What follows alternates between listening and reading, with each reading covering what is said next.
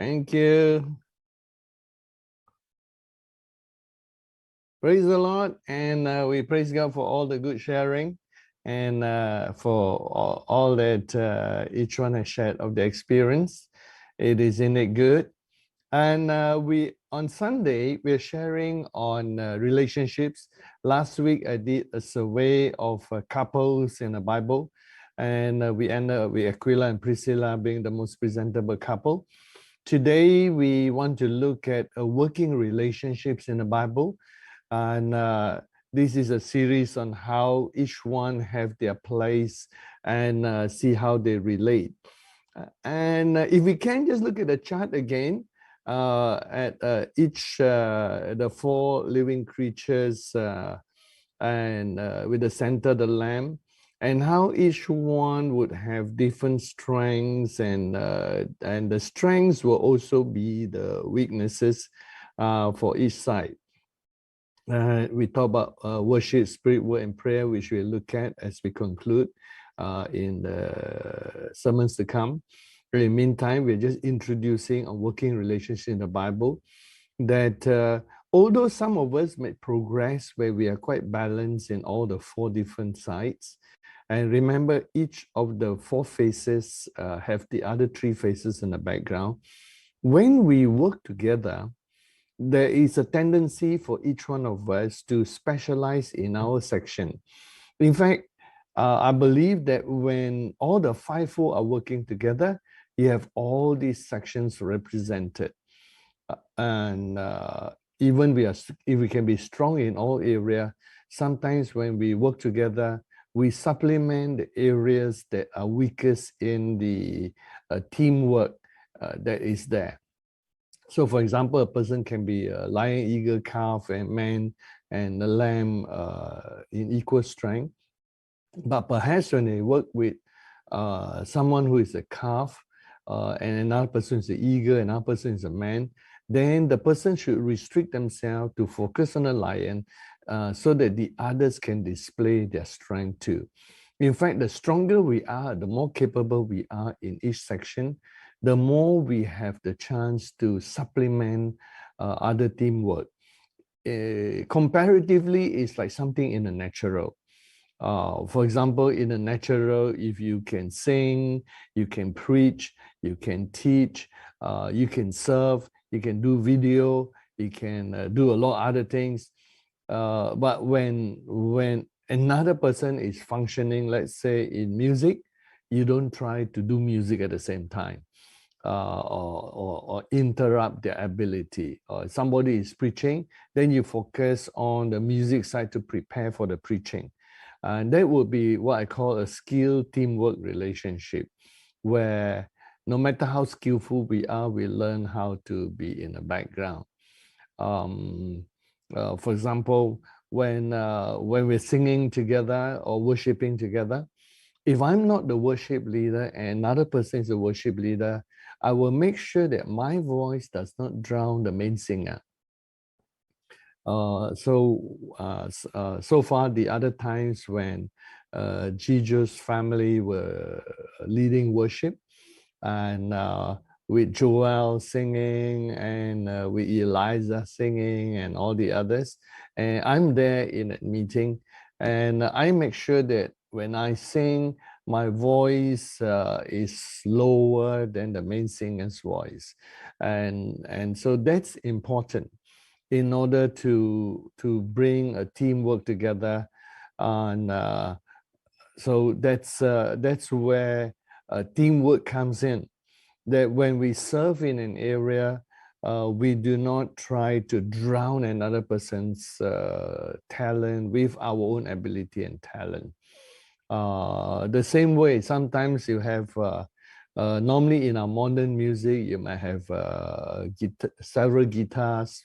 One might play lead, one would play bass, one would play the rhythm, and then you have the drums. And sometimes once in a while, they have a synthesizer or piano. And sometimes people out of their talent can be out of control. And we work with many teams before, and sometimes if the drummer is good, Yet the drummer must know that when it's a worship song, he should not do too much of a rhythm. He should just follow with a small tap, a small thing, a small sounds when it's a worshipful song. Can you imagine in the worshipful song, the drummer, it would just spoil the whole worship. And so it's not a question of ability or talent. It's a question of learning how to harmonize one's ability to the others. And so far, I have met good drummers, bad drummers, and good musicians, not so good musicians. And unfortunately, in the area of pride, it comes in many forms. And so sometimes a drummer might be very prideful and a show off, and so always showing off all the time. That's not a good team player. Or it could be a synthesizer or a pianist, and when they're playing, then to show off their talent when they're in a team. No, when in a teamwork, the key is not showing your talent. The teamwork is to join with everybody so that people cannot tell your music from the others because you're presenting it as a harmonious thing. Same thing like when we sing in parts or we're singing in a choir. If I'm in a choir member, I'm not the lead singer, I must make sure that my voice doesn't drown out the other choir members, nor drown out the lead singer. It's not a matter whether you have a good voice or strong voice or you're talented or you can hold your key or not. It's a matter of learning how to work together as a team. And so we continue to do that even in working relationships in a ministry. I'm sure it applies to the secular world too. You open a restaurant, the cook might be very good, and the owner might not be as good, but yet the cook need to cook according to the budget that is able to present a profit to the restaurant. And of course, when I cook for people in a fellowship, I remember when I make my pizza was that thick, and each slice is a huge giant prawn. You can't sell that kind of pizza and make a profit easily, otherwise it's too expensive. But cooking for consumption and enjoyment is different for when you cook and you have to make a profit in a business. And so you got to budget all your ingredients. You still want it to taste good, but obviously you have to stay to a certain budget, otherwise you cannot make a profit.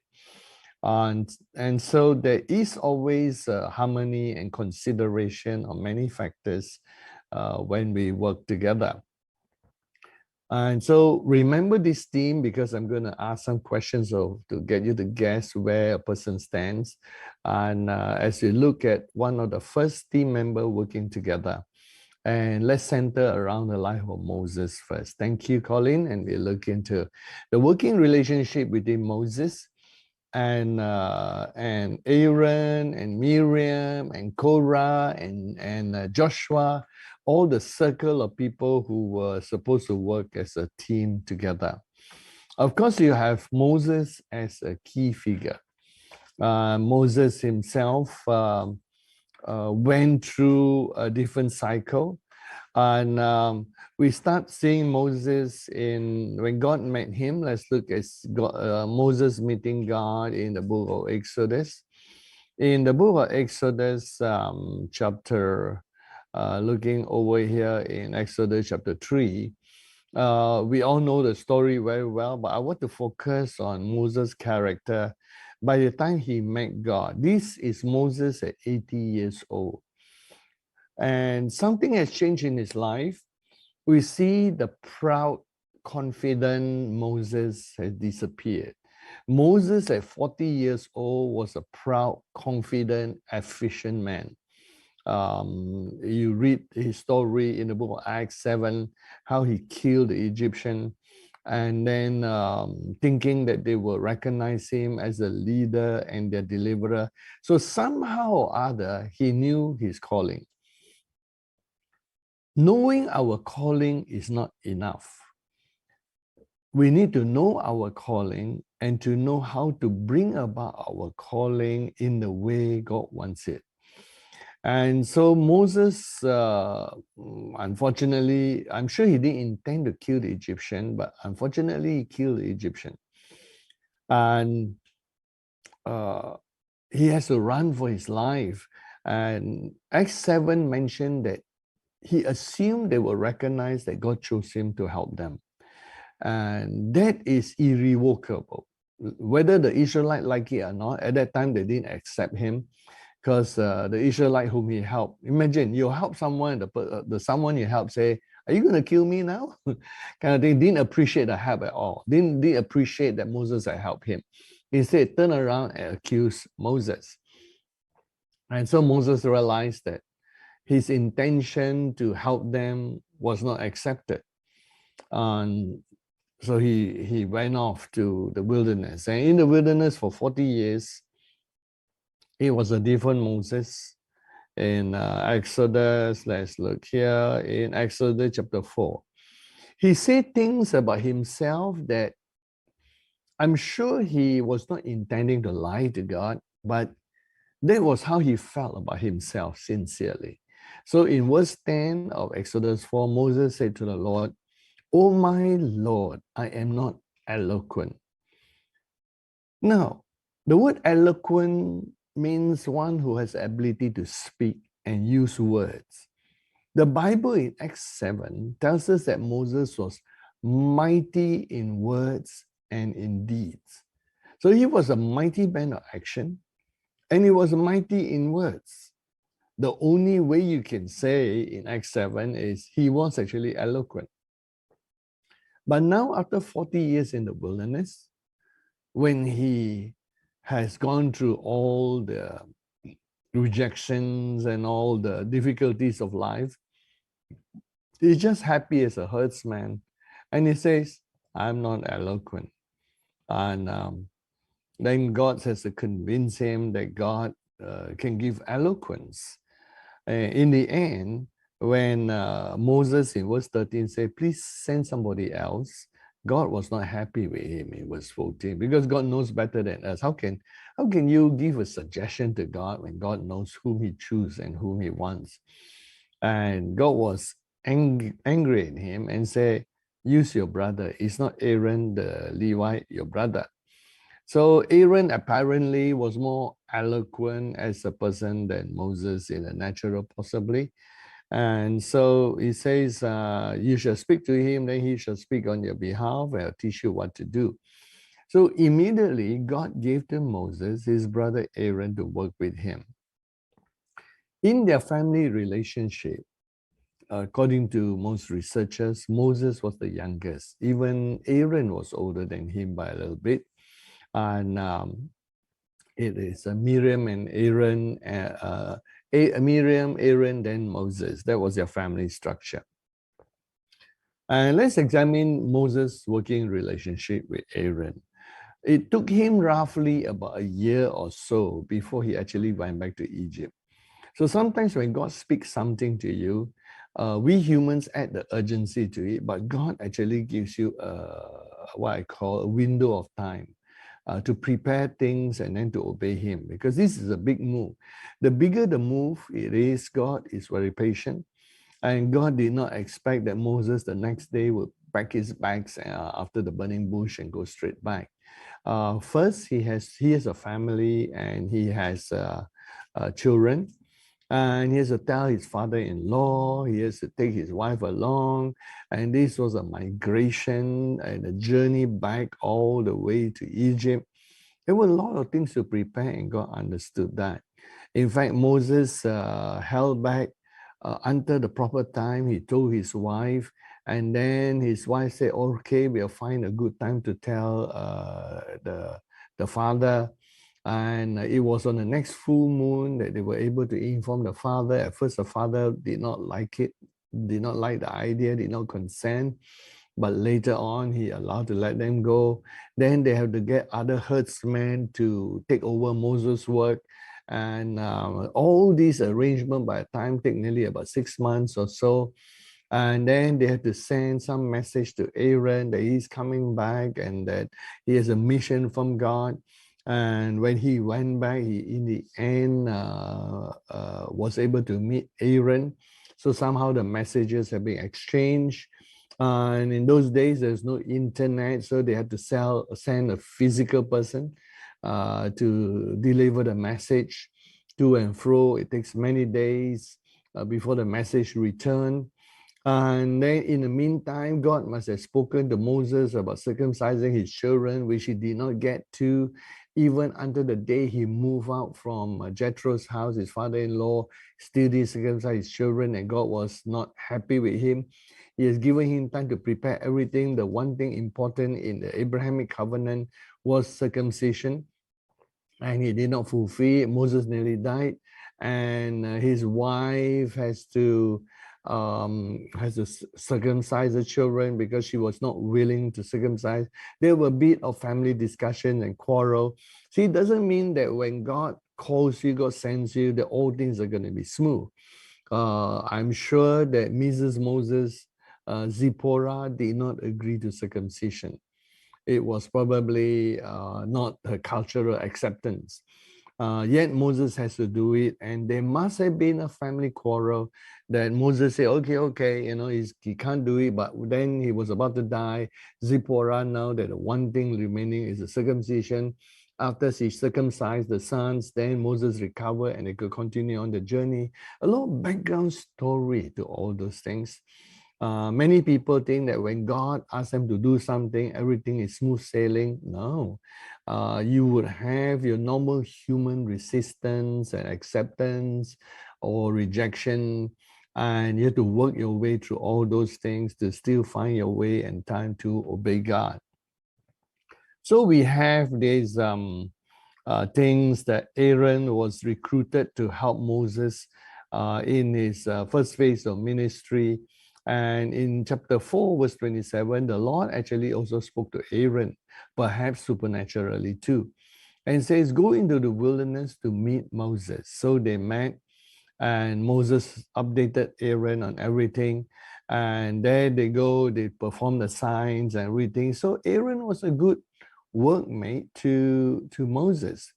Now, between Moses and Aaron, I would say that Moses was like a lion, and Aaron was supposed to be some sort of a calf.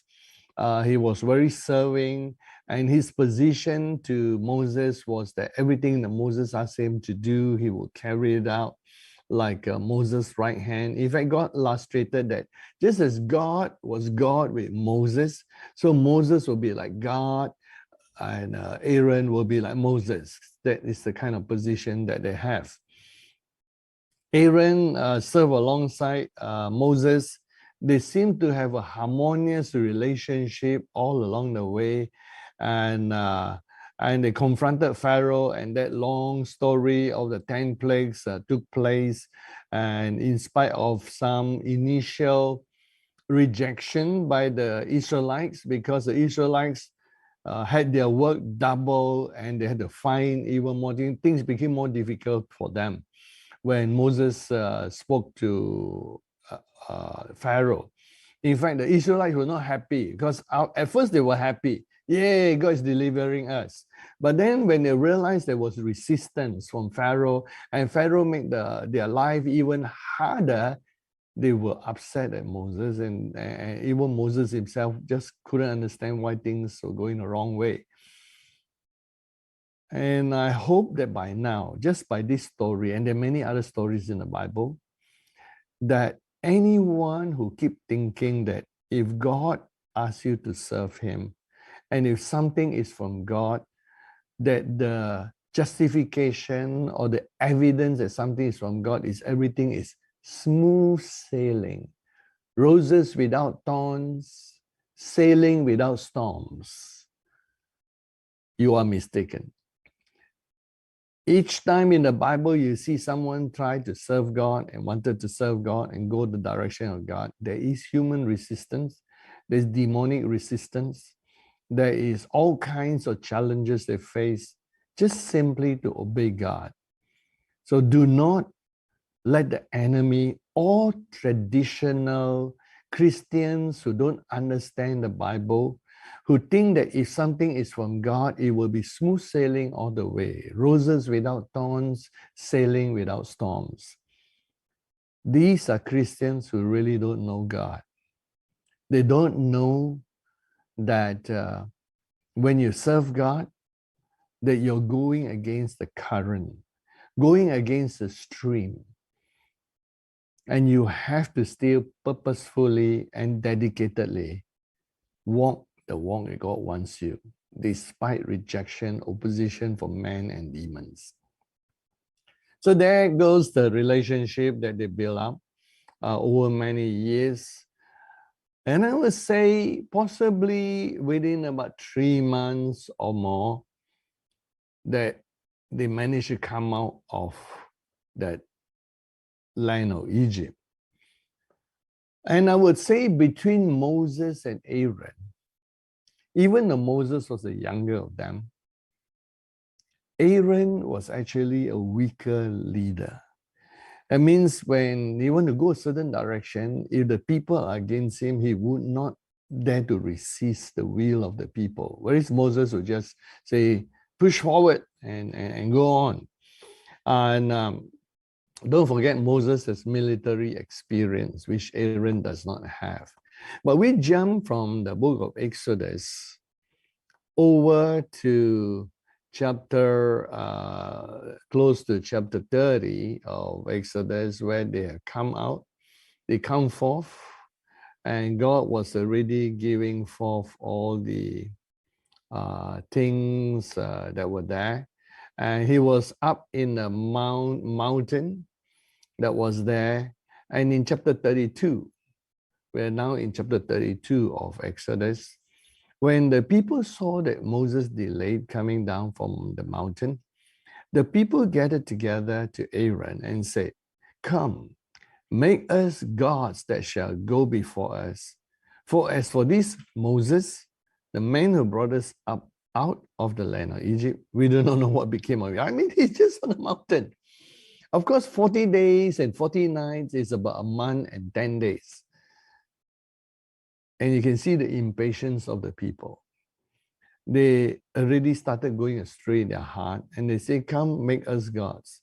And look at what Aaron did. I would say Aaron is not the number 1 type of leader. He is a number 2 or number 3 type, which means that he worked well when there's a number 1 there. But by himself to take on the role of number 1, he couldn't be tough. Many people always like to be the Red Indian chief, or what I call the number 1. But they don't realize what being number 1 is like. You actually are the front swan. You know, the geese and the swan, they sail in a V curve. And the swan that is right in front actually face the greatest resistance of the wind. And they, according to some research, certain swans should take place at the number 1 position because you exert the more energy than any other flying duck or swan. And Aaron is a good man, but his DNA was not made to swim at number 1. As long as Moses was there, he served very well. When Moses was absent, he doesn't know how to resist the people who want to go to rebel. And Aaron says, break off your golden earrings and all this. And it says he fashioned it into a golden calf. And then he even allowed them. Aaron was not a leader who can impose the will of God on the people. He would be a leader who would listen to the people, but some things you can listen as long as it's in line with the word. Some things you cannot. So in this particular case, it was not a democracy, it was a theocracy. by listening to the people to go against God's word. Don't forget, by 32, God already gave the 10 commandments in Exodus 20. Among the commandments of God is, thou shalt not have any other gods before me. So they're not supposed to make idols. Aaron disobeyed the 10 commandments. The people also disobeyed the 10 commandments. And there was no strong leader to say, let's not do this, to resist the mob mentality. No one strong enough to say, we should not do this, to persuade the people. The other person, possibly very strong, is Joshua. Joshua was a number 2 training to be number 1. Joshua is the type who would disagree. If you ask, where was Caleb? He's probably one of the leaders of one of the tribe, but if he has verbalized his disagreement, it was not even heard. So the other possible strong person could have been Caleb, because we know that Joshua and Caleb dare to disagree with the other 10 spies. There were 12 spies who went out, and only Joshua and Caleb speak differently from the other 10 spies. So we know that they are not people affected by the majority. They will be daring to express their own opinion or what they hear from the Lord. And Joshua was absent because Joshua was with Moses out on the mountain. Caleb, I don't know where he was, probably hidden among the people. Nevertheless, Aaron went ahead and do all those things. And where was Miriam? In those days, the voice of the woman was not so strong, unfortunately, because it was only liberated when Jesus came. And so the women didn't have a voice, and Aaron went along with that. And then when Moses came down, after God told him and said, why is this thing happening? And the people are having these boisterous and worship to idols. And look at what he came down. He says, why, in verse 21 of Exodus 32, Moses says to Aaron, what did these people do to you? You have brought a great sin upon them. According to the book of Deuteronomy, God wanted to kill Aaron. God was also upset with Aaron. And Aaron says, verse 22, do not let the anger of my Lord become hot. You know the people, they're set on evil. Oh, yeah. And he says, they say, make us gods. And I say, whoever has gold, let them break it off. So they give me, I cast it into the fire, out it comes. Oh, yeah. You know, you throw it out and out come the cow. No, somebody has to shape it. Somebody has to make it. And the guilty person was Aaron. And that is why God wanted to kill Aaron and punish him, because Aaron was guilty. And the passage that mentions how God wanted to punish Aaron is in Deuteronomy 9 verse 20. It says, and the Lord was very angry with Aaron and would have destroyed him. So I prayed for Aaron. So apparently because of Moses' intercession, Aaron would have died. And who would have been high priest? It would probably be one of his sons. So there you go. There is this relationship and dynamics between Aaron and Moses. And besides the working relationship, out of all the working relationship, Moses with Miriam, Aaron, and then you have Joshua and you have Korah, and you have all the others. Apparently, there is a bit of complication with Aaron and Miriam because they happen to be related in blood from the same family. Sometimes being related in blood helps, sometimes it doesn't help. Nevertheless, we should view that when we work together, the family of God is greater than the family of the natural world. Not underestimating the benefits of being a family together. They say blood is thicker than water, but the Bible shows that spirit is thicker than blood. The bond of spirit is greater than a bond of blood. You can see Moses' working relationship with Joshua. Beautiful. One of the most perfect working relationships you could have. Aaron was always with Moses for all these months, and then this was the only part where he failed Moses. He did not become a good number one. You know that in many countries, even in Australia, we have our deputy prime minister. In US, you got a vice president. When the president or prime minister is taking the holiday or gone on leave or away for certain thing, in the domestic country, temporarily the the deputy prime minister, the vice president will act on behalf as the president. And you have to have a very strong number two who could do that and would know the mind of the number one and carry it out.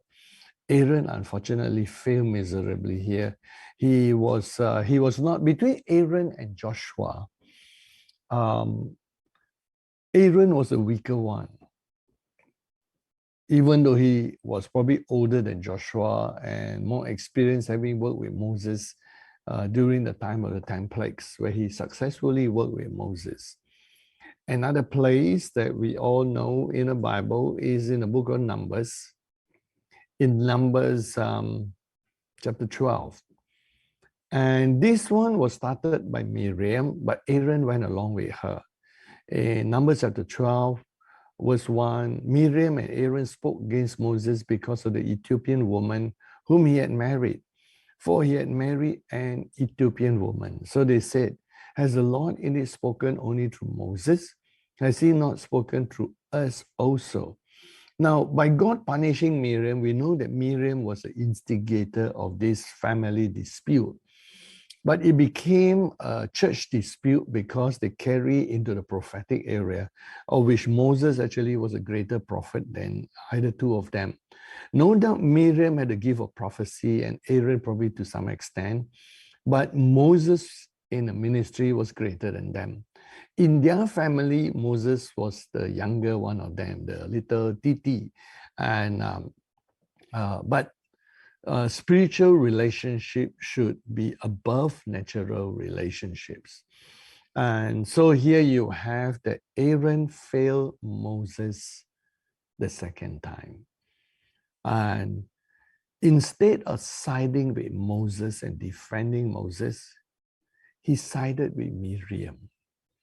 When God stepped into the picture to show who was wrong and right, Aaron realized that he was wrong.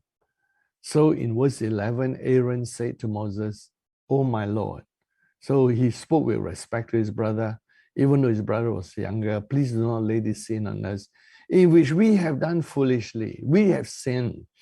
So here's the second time that Aaron failed Moses. The first time was with the golden calf. Here, the second time, he didn't defend Moses. And it's very hard. Can you imagine yourself in the position of Aaron? Miriam was the very, very much older sister. She has a viewpoint on certain things. And when she expressed it against Moses, their little brother, Aaron was caught. Is he to side with Moses? Or is he to side with his sister? And there was no room to be neutral. Some people like to be neutral, sit on the fence all the time. In this particular case, in the Bible, it was very clear that Moses did not do any wrong thing. He should have sided with Moses. But for some reason, his elder sister was very strong, sided with her against Moses. And when he saw the Lord punish the older sister, and he escaped punishment, he told Moses, we were foolish, we did the wrong thing. And Moses was gracious. He let that go. He did not continue finding fault with Aaron. After all, Aaron had served him. And I would say, except for these two incidences, Aaron was a very good worker together with Moses. There was advantage and disadvantage, pro and con of being his brother. But being his brother was not necessarily any help and come to the ministry things. He still had to find his place. So there is Moses' working relationship with Aaron. I would say when Moses and Aaron come together, Moses was the lead. He was like the lion.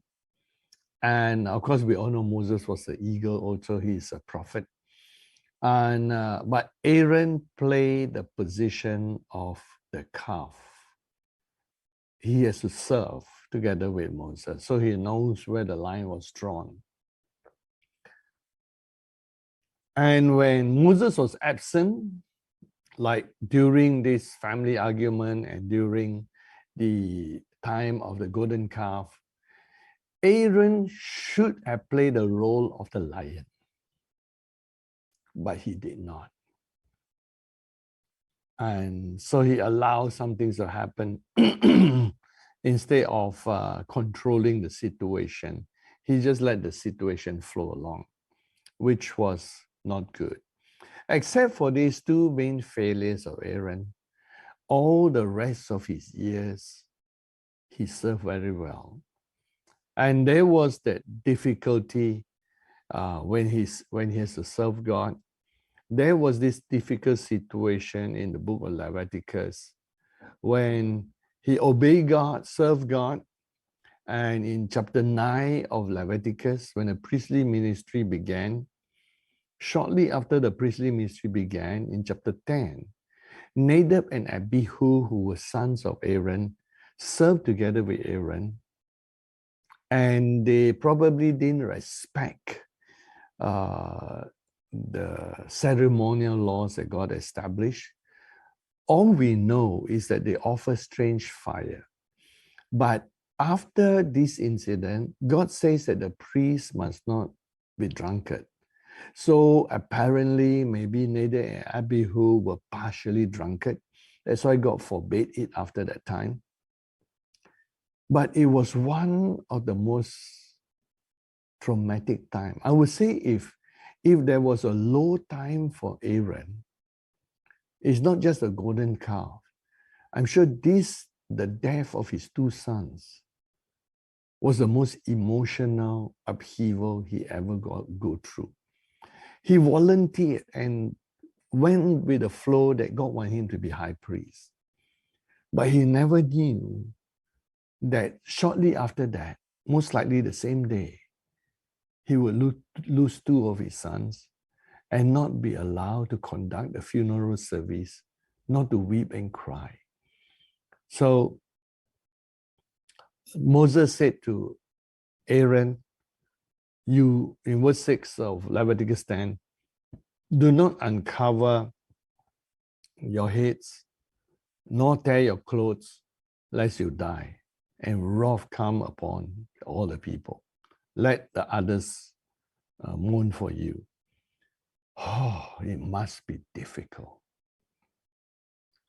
And many times in good leadership, one sometimes has to control their personal human emotions. When everything in you want to cry out, you must still hold steady for the sake of the entire country.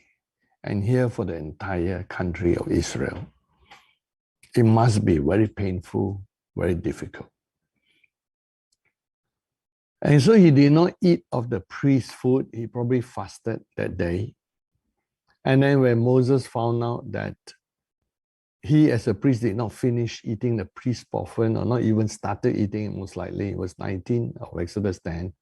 Moses said, Aaron answered, how can I eat this when look at what has happened to me? And Moses kept his peace. Moses understood the difficulty that Aaron was going through. This was the lowest point for Aaron. But we know that Aaron served God wonderfully and beautifully.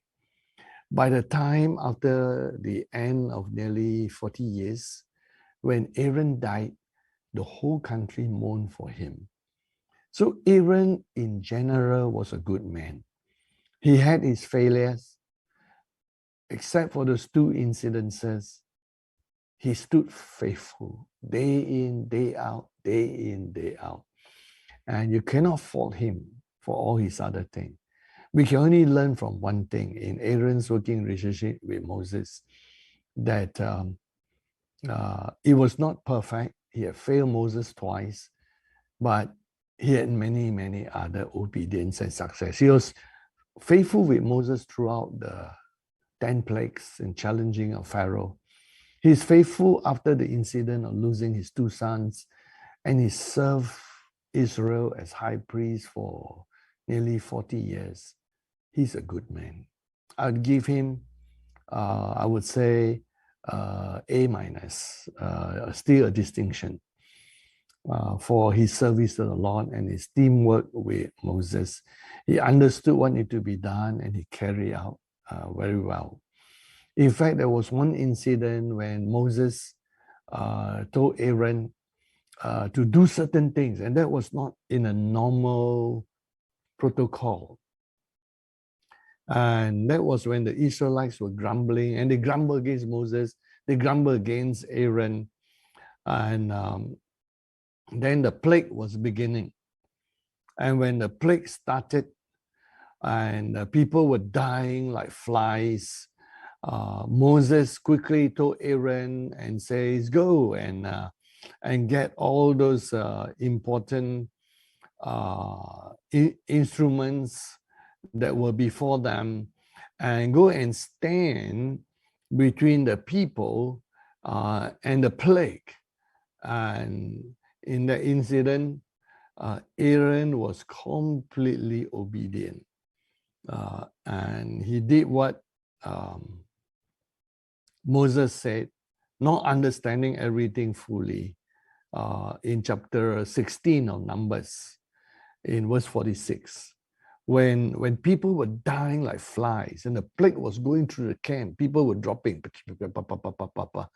And then Moses told Aaron in verse 46, take a censer, put fire in it from the altar, put incense on it. Take it quickly to the congregation and make atonement for them. For wrath has gone out from the Lord, the plague has begun. Then Aaron took it as Moses commanded and ran. It was a time for running, no time to think, just to obey, listen to Moses and just do it. No time to think. He ran into the midst of the assembly. Already the plague had begun among the people. He put the incense, made atonement for the people, and he stood between the dead and the living. Behind him, everybody was alive. In front of him, everybody had died. And he was the one standing with the incense. That was one of the high points of Aaron as he served Moses. When he obeyed what Moses said, because Moses could perceive what was happening, and he instructed this to be done. There was nothing in the law, nothing in the ordinance, nothing in whatever God has given them that's talk about this. It was on the spur of the moment, and Moses knew what to do, and he sent Aaron. Aaron has to run. This is a time when obedience involves running. And Aaron obeyed. I think this is what makes Aaron a man of distinction. When it comes to where the rubber hits the road, where it's one of the most important things, because every second could save a life. People were dying by the thousands. Every second means 1 life, 10 lives, or 100 lives. And when he obeyed without thinking, just obey and quickly do it, he stood between the dead and the living, and the plague stopped. This was one of the highlights of Aaron's life with Moses in serving together. I would give Aaron A minus, a distinction still. I couldn't give him A plus because of the two failures, important two failures where he nearly died because God was upset of him and he did the wrong thing, breaking the 10 commandments. But so that's why he went down to A minus in distinction. So what was Aaron? Aaron, as long as he was with Moses, must be serving as a calf and trusting that Moses would hear from the Lord properly. And they have their ups and downs, but he served well despite his failures. Miriam and Moses. Miriam, she saved Moses' life. And obviously, if she had saved Moses when she was a baby, and Moses was taken by the princess, and she approached out of her own initiative. She approached the princess and said, "Do you need someone to nurse the baby?" And the princess said, "Yes." And Miriam went to look for the mother. So the mother ended up actually nursing her own baby. That was brilliant of Miriam. Miriam had a part in saving Moses' life and bringing the linkage of Moses. Even when he's a baby, she loved Moses. She must have seen Moses. She saw Moses growing up, and she saw how the parents released the baby to fate or to God, the God that they believe, how God protected Moses. And she was spying in the reeds, watching where baby Moses ended up. And so she did an active part in it. When she was probably a young girl, she has done her part, and she loved baby Moses. And you know how it's only because you love a person very much that you sometimes can overlove. You can overstep your boundary and get involved in another person's life because you'll be involved in their life all the time.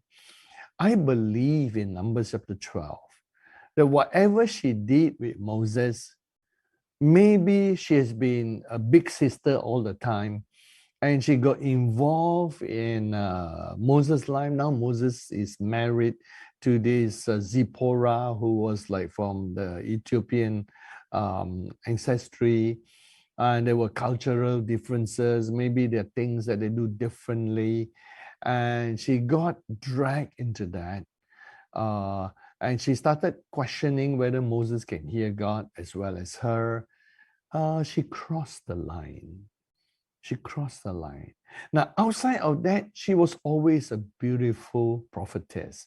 We know she sang and led the singing during the time when Pharaoh was drowned. Pharaoh's men were drowned in the Red Sea. She sang, she prayed, she was a worshiper. She did everything well. In fact, there's no other record of her overstepping her boundaries. So she learned her lesson. She did it one time, she was punished by God, and she never did it again. So may I remind every one of us here that you don't have to have a perfect record. That all of us might have some imperfections, out of the strong things in our life. I'm sure throughout the whole thing, Miriam did care and love Moses. After all, this was a baby brother that she was involved with in the early days of her life. She was one of those rejoicing when she saw her baby brother Moses lead all Israel out. She was so proud of baby brother Moses and rejoicing and leading the worship.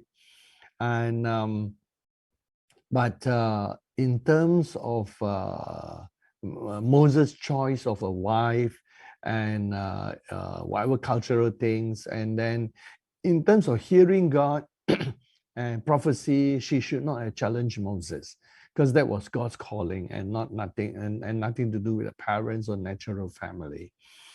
And so that she overstepped a boundary. But outside of that, I would say that Miriam was an eagle.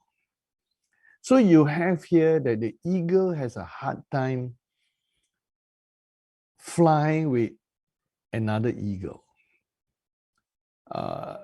And usually, people who can hear God to some extent or have a gift of prophecy to see visions and dreams, they have to deal with their pride, especially when you're working in a spiritual hierarchy where you're not number one. She's not the number one eagle.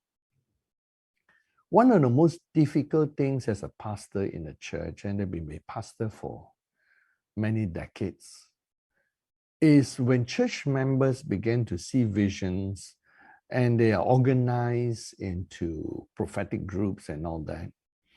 One of the hardest things to manage was to remind them that no matter how many visions or revelations they have, they are under authority. They must respect the authorities God has established in the church. And it is also very hard, I can understand, when a prophet is part of a local church to submit to the pastor, because a prophet does not have authority within the local church. The prophet might have authority if they are also pastor and have position in the local church, but if they are just traveling prophets, they have no authority. They must still submit to the local authorities. And I think that is a very hard thing, especially when you think you heard God or you've seen visions and you assume that the authorities that be cannot hear as clearly as you, which is always a wrong assumption, because they might not have visions and revelations. Not every pastor has it. But the fact that they're preaching every Sunday in their local church, so they have to hear God anyway in their own way. And so we have that Paul established in the church an order in 1 Corinthians 14. And Paul speaks about how in a local church that there has to be order in the church. And this was Paul's instruction in verse 27. If anyone speaks in a tongue, let there be 2 or 3, or at the most 3, each one in turn, let one interpret. If there is no interpreter, let him keep silent in church. Let him speak to himself and to God. Let 2 or 3 prophets speak, let the others judge. But if anything is revealed to another who sits by, let the first keep silent. For you can all prophesy one by one, that all may learn and all may be encouraged. And the spirits of the prophets are subject to the prophets. As a senior pastor of many churches, and as I serve in the role of pastor too, occasionally you have people with the spirit of prophecy or prophets with prophecy. And sometimes when they think they can see more and hear God better, sometimes I hear one sentence. I remember of the many meetings I have had with people like that. I remember in one meeting, there was a challenge even of prophets. They say, any one of you dare to judge a prophecy? And that was when I step up and say, I do. I said, I'm an apostle and a prophet. I will dare to judge.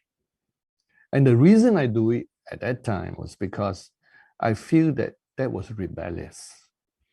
So though the other leaders might not be able to see visions and hear God as much, sometimes people need to be put in their place.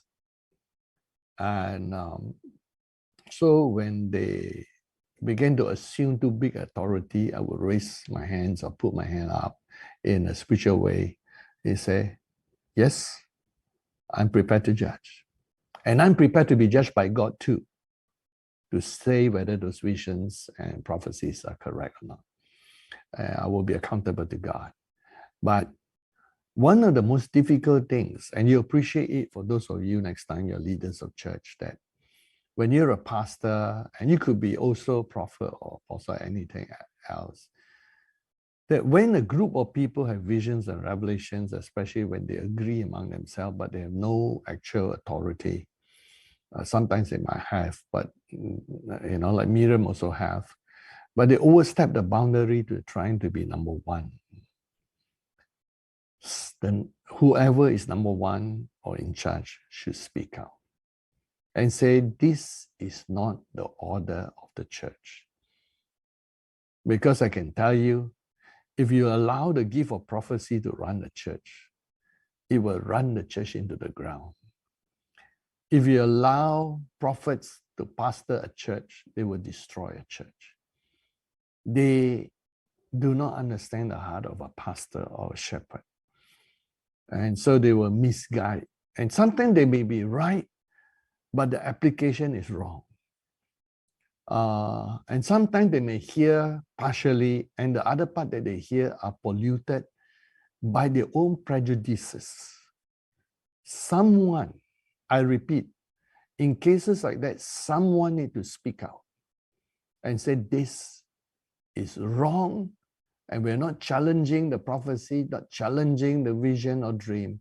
We're challenging the order of a spiritual authority. This is not the way it's supposed to be. And so there is Miriam. She began to challenge the authority of Moses. Now she could challenge Moses' choice of marriage. That's a personal matter. She could challenge the Ethiopian wife of Moses. That is personal. But when she challenged that she can hear better than Moses, God stepped in. But praise the Lord, that was her only failure. Outside of that, I believe she was a blessing to Moses. That's why you notice Moses didn't say much, because this is Che, older sister. And I love her all my life. Moses remained very quiet and meek. How do you answer this kind of challenge? And God stood in. So for Miriam, I would say I would give her A minus because of this challenge. Otherwise, she was an A plus. That she also got distinction when she served with Moses. Now, these are the only flesh and blood members of Moses' family that served with Moses. There's another person who served with Moses, and in this group of people, let me talk about where the starting was. And that was in the book of Numbers. Oops, let me get my Bible here. In the book of Numbers, there was a time when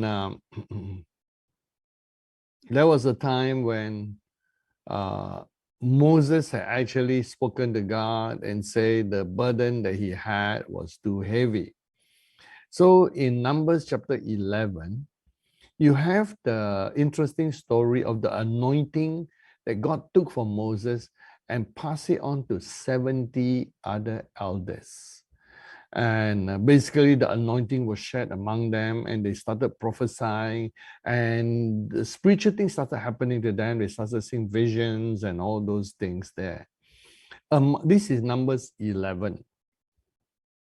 Among those that are chosen by the Lord is a person with by the name of Korah. And Korah, in Numbers chapter 16, verse 1, it says, now Korah, the son of Ishar, the son of Kohath, the son of Levi. So being a son of Levi, it would be related to Moses anyway. With Dathan, Abiram, the sons of Eliab, and On, the sons of Peleth, sons of Reuben, took men. They rose up before Moses with some of the children of Israel, 250 leaders of the congregation. I believe Korah was among those of the 70 who received anointing.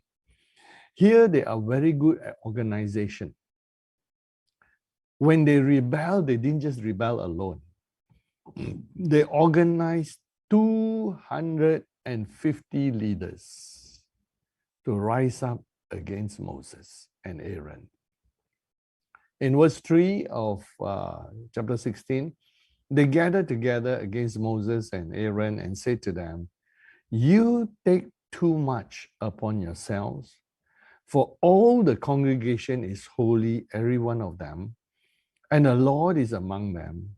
Why then do you exalt yourselves above the assembly of the Lord?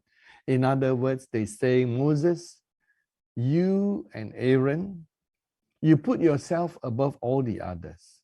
But we are all leaders of these 3 million people. We are also leaders. Why do you put yourself higher than us? In other words, Korah like to be number one. I don't know why everybody likes to be number one. They don't realize that being number one has its own trials, testing, and difficult burdens. You carry the weight of the world, even with the shoulders of Jesus. So here is Korah. And in verse 4, when Moses heard it, he fell on his face. He spoke to Korah and all his family, saying, tomorrow morning, the Lord will show who is his and who is holy, and will cause him to come near to him, that one whom he chooses, he will cause to come near to him. Do this. Take censers, Korah, and all your company. Put fire in them and put incense in them before the Lord tomorrow. And it shall be that the man whom the Lord chooses is the Holy One. Then he says, you take too much upon yourselves, you sons of Levi.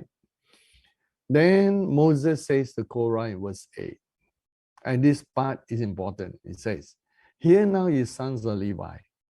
Is it a small thing to you that the God of Israel has separated you from the congregation of Israel to bring you near to himself to do the work of the tabernacle of the Lord and to stand before the congregation to serve him? And he has brought you near to himself, you and all your brethren, the sons of Levi with you. Are you seeking the priesthood also? Therefore you and your company are gathered against the Lord. What is Aaron that you complain against him? And so there were others who also speak out. And look at the accusation with Moses. When he called Dathan and Abiram, who were part of the 250 rebellion, you know how rude they say? We will not come up. We don't want to talk to you, don't want to see you. Is it a small thing that you have brought us up out of the land of flowing with milk and honey to kill us in the wilderness, that you should keep acting like a prince over us? Well, they accuse him of being a prince. Moreover, you have not brought us in the land flowing with milk and honey, nor giving us an inheritance of fields and vineyards. Will you put the eyes of these men? We will not come out. We don't want to talk to you. They told Moses. They're very, very rude to Moses. And you know, these accusations that they make, you know, are baseless. First of all, it was not Moses' fault that they didn't get into the promised land. It was the fault of the people. They're going to listen to the 10 spies. Secondly, Moses didn't make himself a prince. It was God who made him the number one over all Israel and treated Moses like a prince, like he favored Moses above all the others. And so these are all just natural arguments. You know, when people argue in the natural, the arguments are quite ridiculous and baseless and without proper research and half-baked answers. I mean, how can they blame Moses for not bringing them the promised land? Moses wanted to bring them the promised land. It was not his fault they didn't get in. But, you know, after nearly 40 years or during the 40 years, people forget. People's memories are only like a few months old or 1 year or so. I'm sure after 20 years of wilderness wandering halfway through, some of them could be so frustrated at Moses because they never go into the promised land. But not Moses' fault. Not Moses' fault at all, if they go and trace the actual answer in history. The same way, you know, some people, they say, if Jesus was the Messiah, he should have come from Bethlehem. Oh, they were right, but they never did research and realized that Jesus was actually born in Bethlehem. And so people can be shallow when they want to be shallow. And then they can try to appear to be deep when they want to appear to be deep. But a lot of them don't have proper research, proper facts, proper answers. They just pull anything they can to defend themselves. I mean, think about it. If you were challenging Moses and you hear these people say, Moses is behaving like royalty, like a prince among us, when he is actually one of us, don't you think it will convince a lot of people who are naturally minded? Because a lot of people will say, yeah, Moses is not a prince. Who made him royalty? They will start thinking about that instead of thinking that actually Moses didn't make himself like that. It's your own impression, your own interpretation. Moses never called himself a prince. Moses never made himself a prince. It is people's viewpoints that spread and begin to be used by others. People who, here's their fault, do not do their own thinking. They let others do their own thinking. And like in US, I think one of the people who's a former president, he's very good at labeling people. He calls the people in your own party Reno. That means Republican in name only. And he like to give labels to people, very rude, bad labels.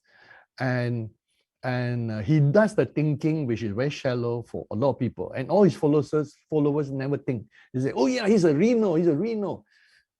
I mean, people who are intelligent, who don't do their own thinking, don't do research. What do you mean by Republican in name only? Have you actually analyzed what is the founder and the principles of the Republican Party? If you go and analyze it, you'll find that the very one who called others Reno is a Reno himself. He did not adhere to their own principle. And this is where sometimes facts are useless because people twist and turn without looking at the original. Facts can be only useful if people are willing to consider them. So you have to actually look at the original constitution. You got to look at original principles of what the party is supposed to be. Then you analyze based on that, and you find that those who are being accused are actually more in line with the constitution of the party than those who are labeling them unconstitutional or Renos. So these are examples that I pick to show that when people are intelligent enough to quarrel, but not intelligent enough to analyze the facts, and they throw facts here and there, they can deceive a lot of other people who do not research their own facts themselves and listen to second-hand argument and second-hand reasoning. And so here is Korah. I would say as a natural person and leader, he's quite talented. I would say, correct me if I'm wrong, or all these are subject to us to analyze. Korah was like a lion. And Korah was a privileged position.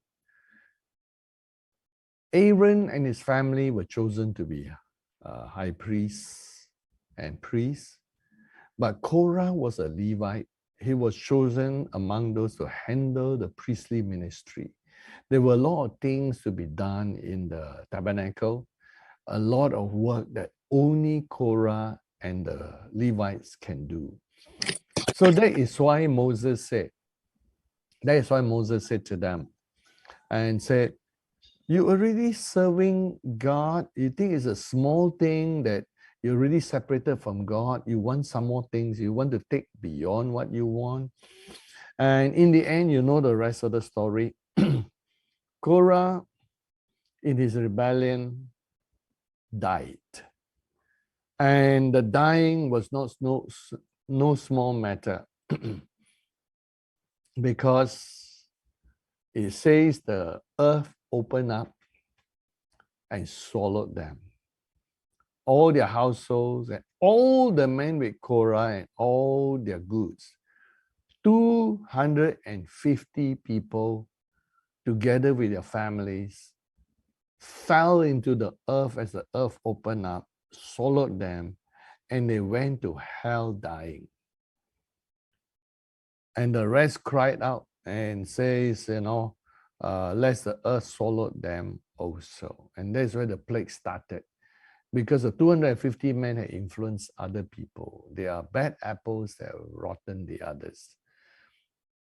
So Korah, what a potential.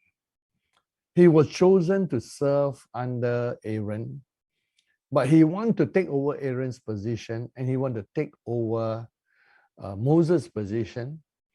And he's very clever. He didn't challenge it alone. He organized a challenge.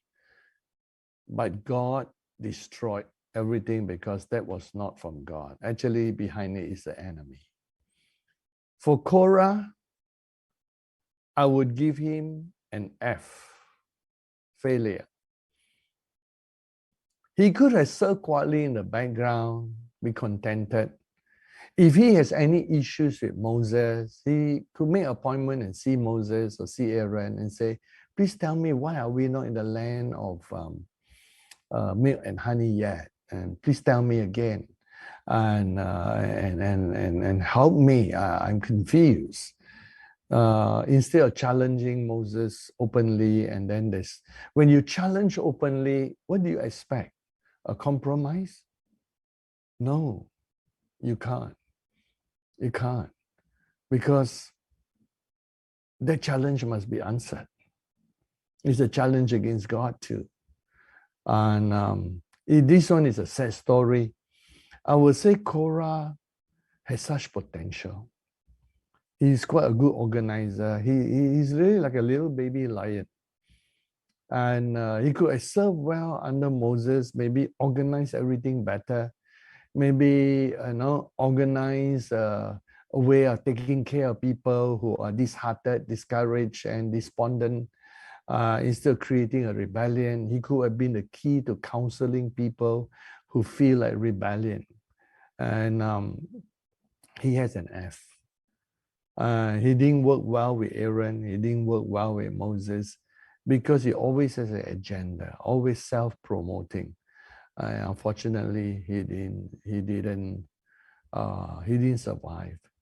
I also feel sad for the other 250 people, 249 people that he led, or 250 if he didn't count him in. These are probably good people, but they have been convinced by someone who twists the facts until they wanted to lead a whole group back to a different direction altogether from the direction of God. Whereas I'm sure Moses, if anyone was frustrated that didn't get in the land of milk and honey, it would be Moses. He wanted so much to go in. And Korah and the 250 people forgot. What they feel and the frustration they feel must have been felt by Moses, Joshua, Caleb, and Aaron. Because they are on the same boat. They didn't get in too. And they had to suffer the things of the wilderness too. Not that they were exempted and living in a palace where everybody was in a desert. They were all in the same boat together. And there was just completely no excuse for this rebellion. So this is a sad story of great potential used wrongly. If only he had continued a good friendship with Moses and Aaron, or try to understand Moses and Aaron. At least if you cannot fully understand them, try to understand them and try to work with them. But he did not. Now, having looked at these cases, let's draw some principles you can learn. Why does good people like Aaron and Miriam and not so good people like Korah and the 250 leaders not become good team players? Number one, they overstep their boundary and authority. That's the most serious breach of teamwork. In a teamwork, everyone has to do something. Let's say if you're playing soccer, and and everyone agree that you're supposed to be like the front striker or you're the back defender. You play your role. If you want to change your role, you consult with the coach. You cannot be the goalie and the goalkeeper and suddenly you decide that I want to be the striker, so nobody guarding the goal. Cannot. If you're the goalkeeper, you remain there, because even if all the action is out on the other goalpost and your team of strikers are very good, or they could play midfield or defending or forward position, everyone has their role, no matter how good you are. And you know, some soccer players, they're only good in a forward position, but some soccer players are good in all positions. But during the game that is assigned to them, they have their role to play. They must know not to overstep their boundary. If you're not the striker, you will be the one preparing the position for the strikers to kick a goal. Although it's glorious to be the one who kicked the goal, but don't forget, the people who position the ball for you and give you the ball is important, because they position to give you the best chance to strike the goal. And you must be willing to play your position well. So teamwork is like that. The one thing that went wrong with all these three people is they did not know when not to cross the boundary. They did not know the limitations of their authority and their boundary. It's always people trying to climb over your heads, trying to step over the position that give problem. People who know their position, even if they may disagree in some areas, they are still team players. Not everybody has to be a yes man, but all you need are people who know their position and their place, and it will be a beautiful way of working together. Think about it. I don't think you can find two human beings who can agree 100% in everything. There always will be some points where each person has their own view. But the key is to know your own position and your boundary. So in that way, we'll be a good contributor to the team that played. This also applies to the secular world. When I was presenting in the early days when I was in Canberra, I presented to the ACT government. ACT is the government of Canberra in a local place. It's called Australia Capital Territory, short ACT. I presented because in those days was my probation time, so it's partly helping the church, but most of the time still my probation time. And I had to make a living, and so seeking big projects. So I had an idea to present to the ACT government, and that was a $1 billion project of a monorail that linked in. Canberra is organized into like north, south, east, and west, with the center area downtown. So I was proposing to link all the main centers together with downtown with a monorail system. And I had to do a lot of negotiations and background work. I got 12 different people to work with me. A town planner, several architects, several engineers. And in my project, I even have bankers backing me. And I had the Canada Dominion Bank willing to finance the whole project as long as the government approved the project. So I got all these things organized. And even though I was the main guy who brought everybody together, I knew I was not the best person to be the spokesman.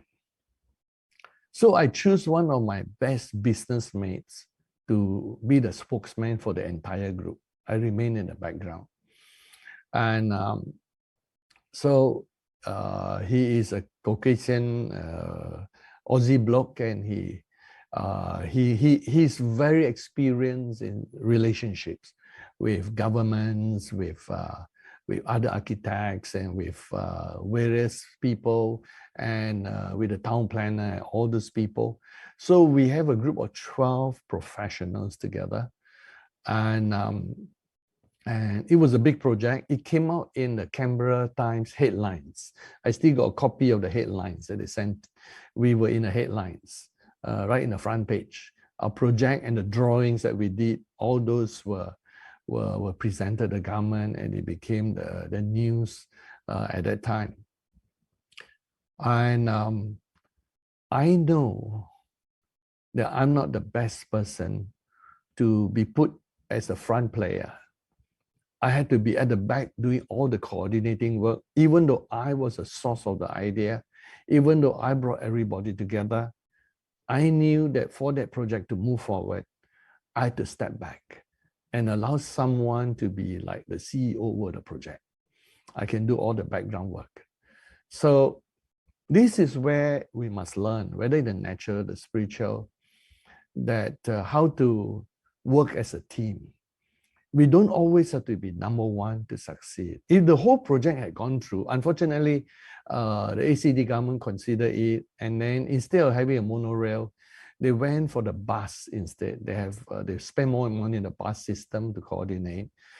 Later on, after I continue on about 5 years, 10 years later, they went for a light rail system, and it was different government by that time.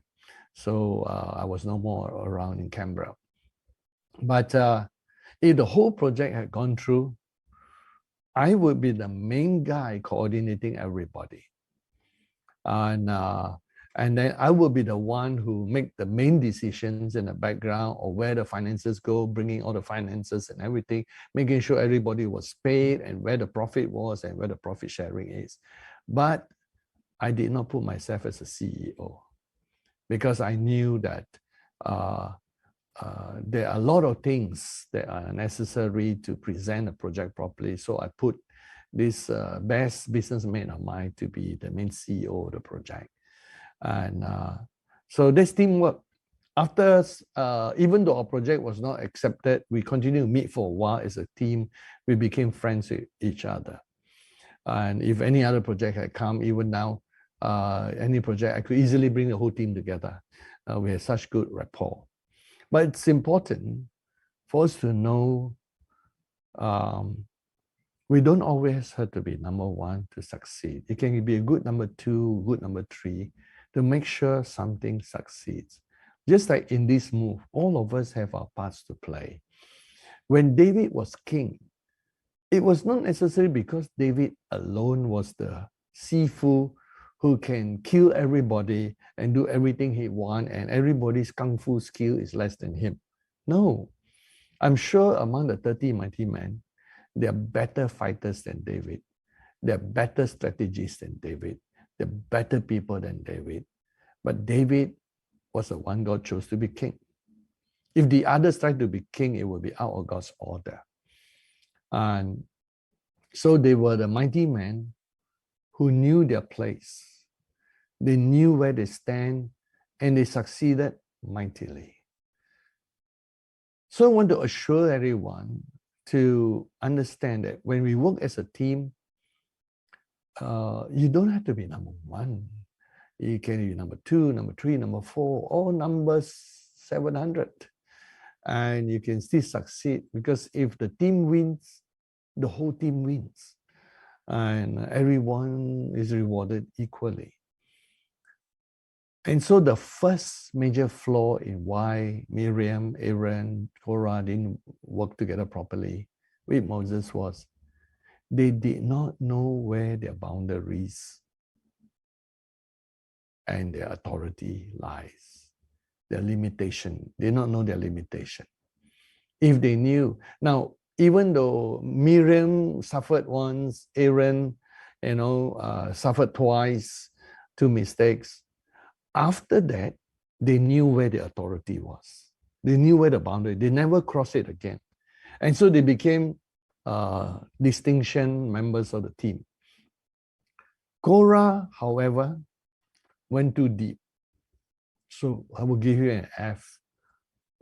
If he didn't try to stir trouble, he could have remained a blessed person. But he was not contented to be where he was. He wanted to replace Moses and Aaron. So he died. One of the few who died going to hell alive. The earth opened up and swallowed him.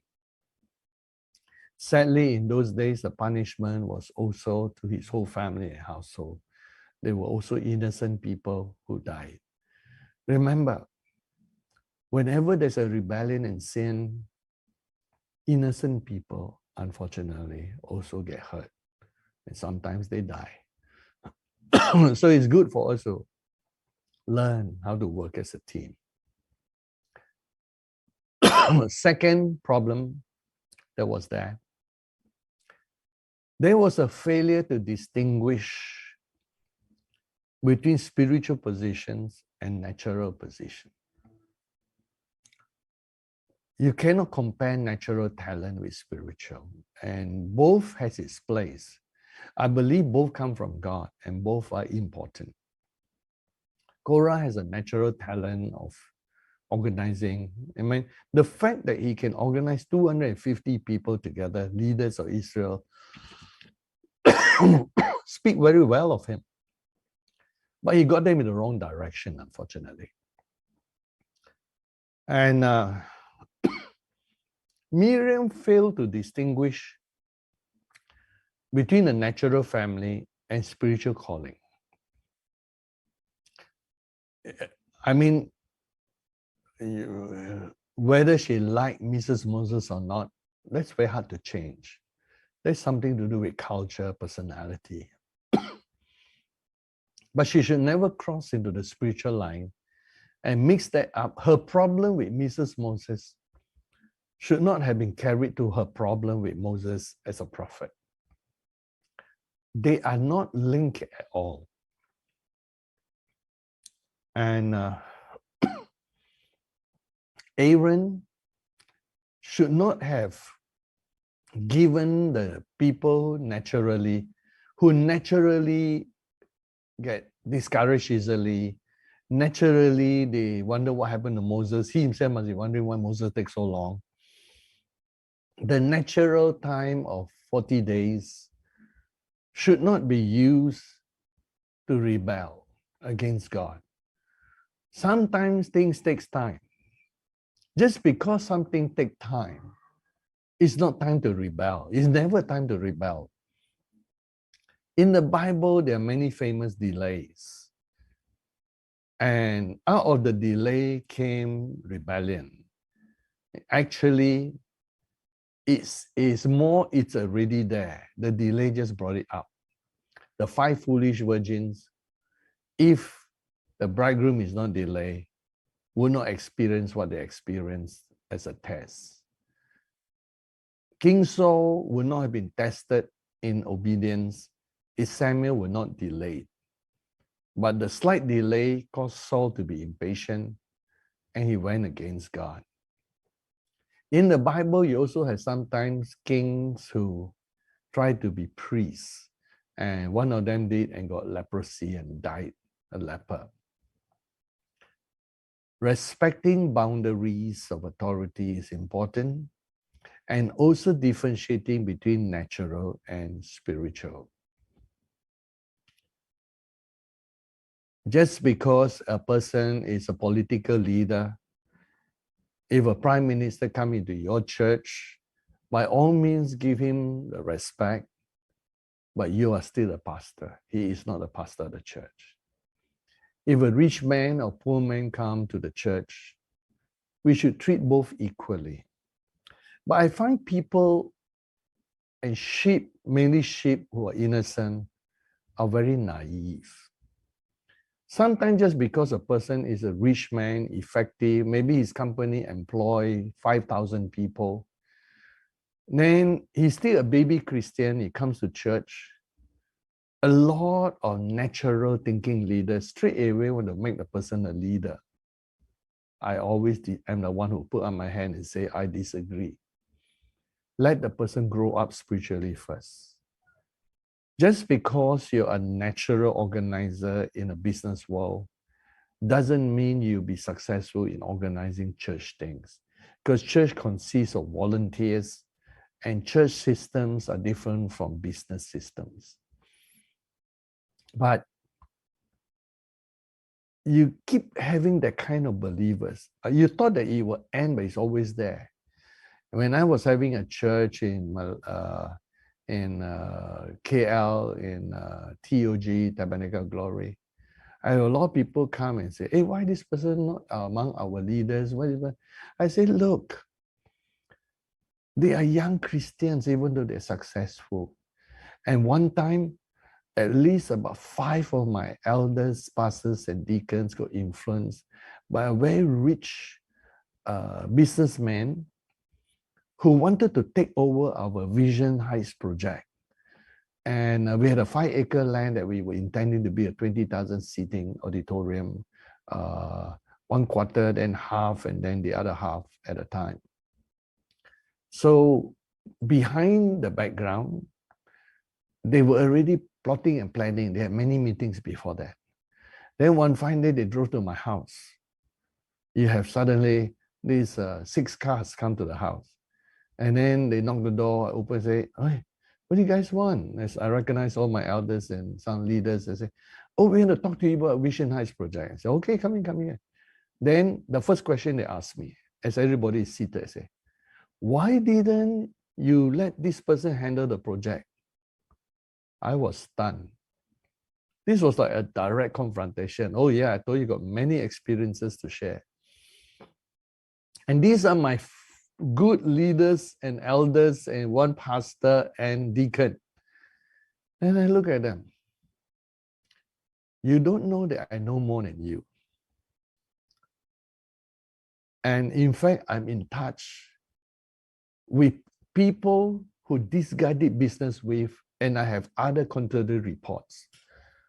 So you know what I did? I said, please, before I tell you anything, can you ask this businessman to excuse himself? So I got him into a room where he sit first. So I said, he must be out of the picture, then I tell you. Why? You want me to answer? I give to you. So he went to the room, and of course he was angry. After all the meeting, he was angry that I put him in a room, but that was my procedure, my protocol. I want to speak to my own leaders, not him. He was not a leader yet.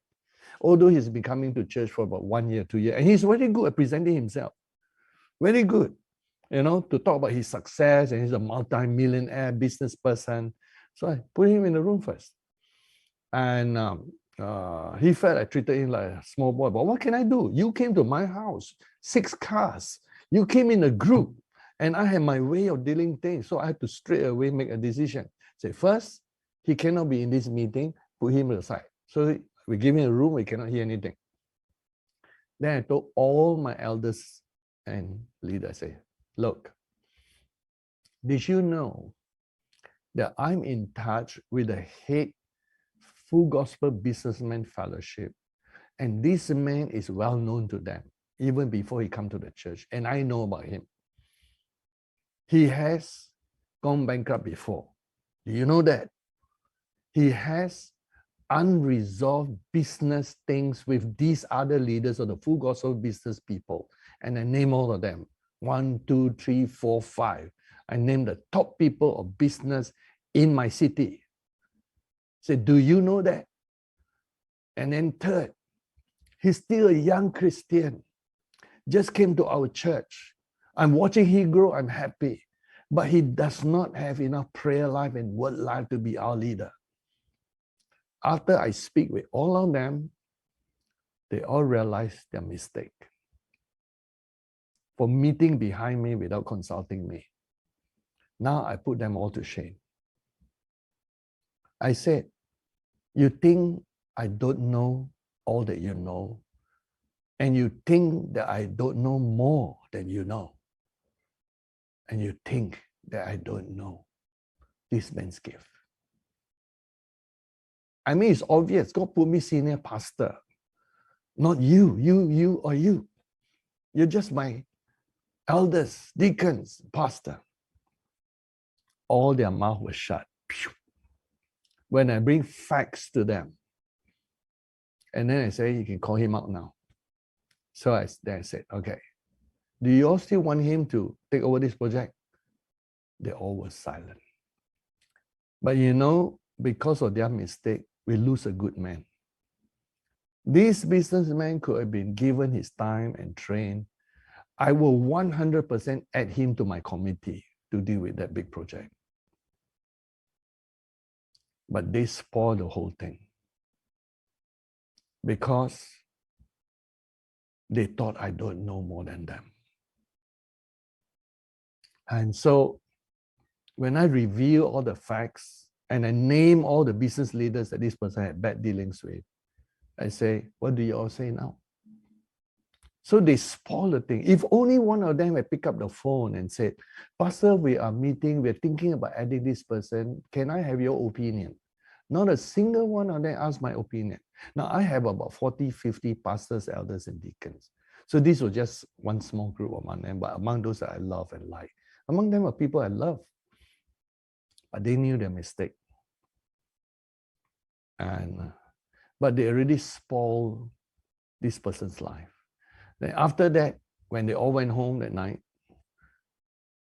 this person was so offended that he left the church. All because of leaders who thought only in the natural. They could see this guy in the natural, and they forgot, I also can see in the natural. I'm not blind.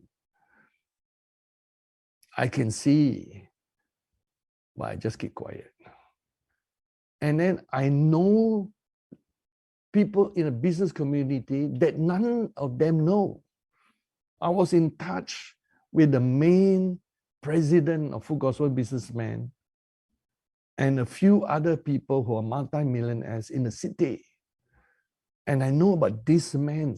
Even before he came to our church, I know his history in another church. So, but I don't talk to people about these things. I just keep praying because I hope everyone had a good chance. But where people cannot differentiate between natural and spiritual, they will spoil the lives of other people and their own lives. And so that's a sad thing. And so they're not good team players. In the first place, it was wrong for these 5 leaders of mine to meet by themselves without me. They should ask me what I think about this man, and I would one-to-one tell them. I had no chance to tell them until they confronted me in my house. Oh, that was sad history. And those were, no church is perfect, but when you have church of a mega church, you have 40, 50 elders and deacons, you know, some of them were bound to make mistakes. I never sacked any one of them. No, I kept all of them. But they spoiled the potential of this man. In trying to promote his potential, they actually murdered him, killed him.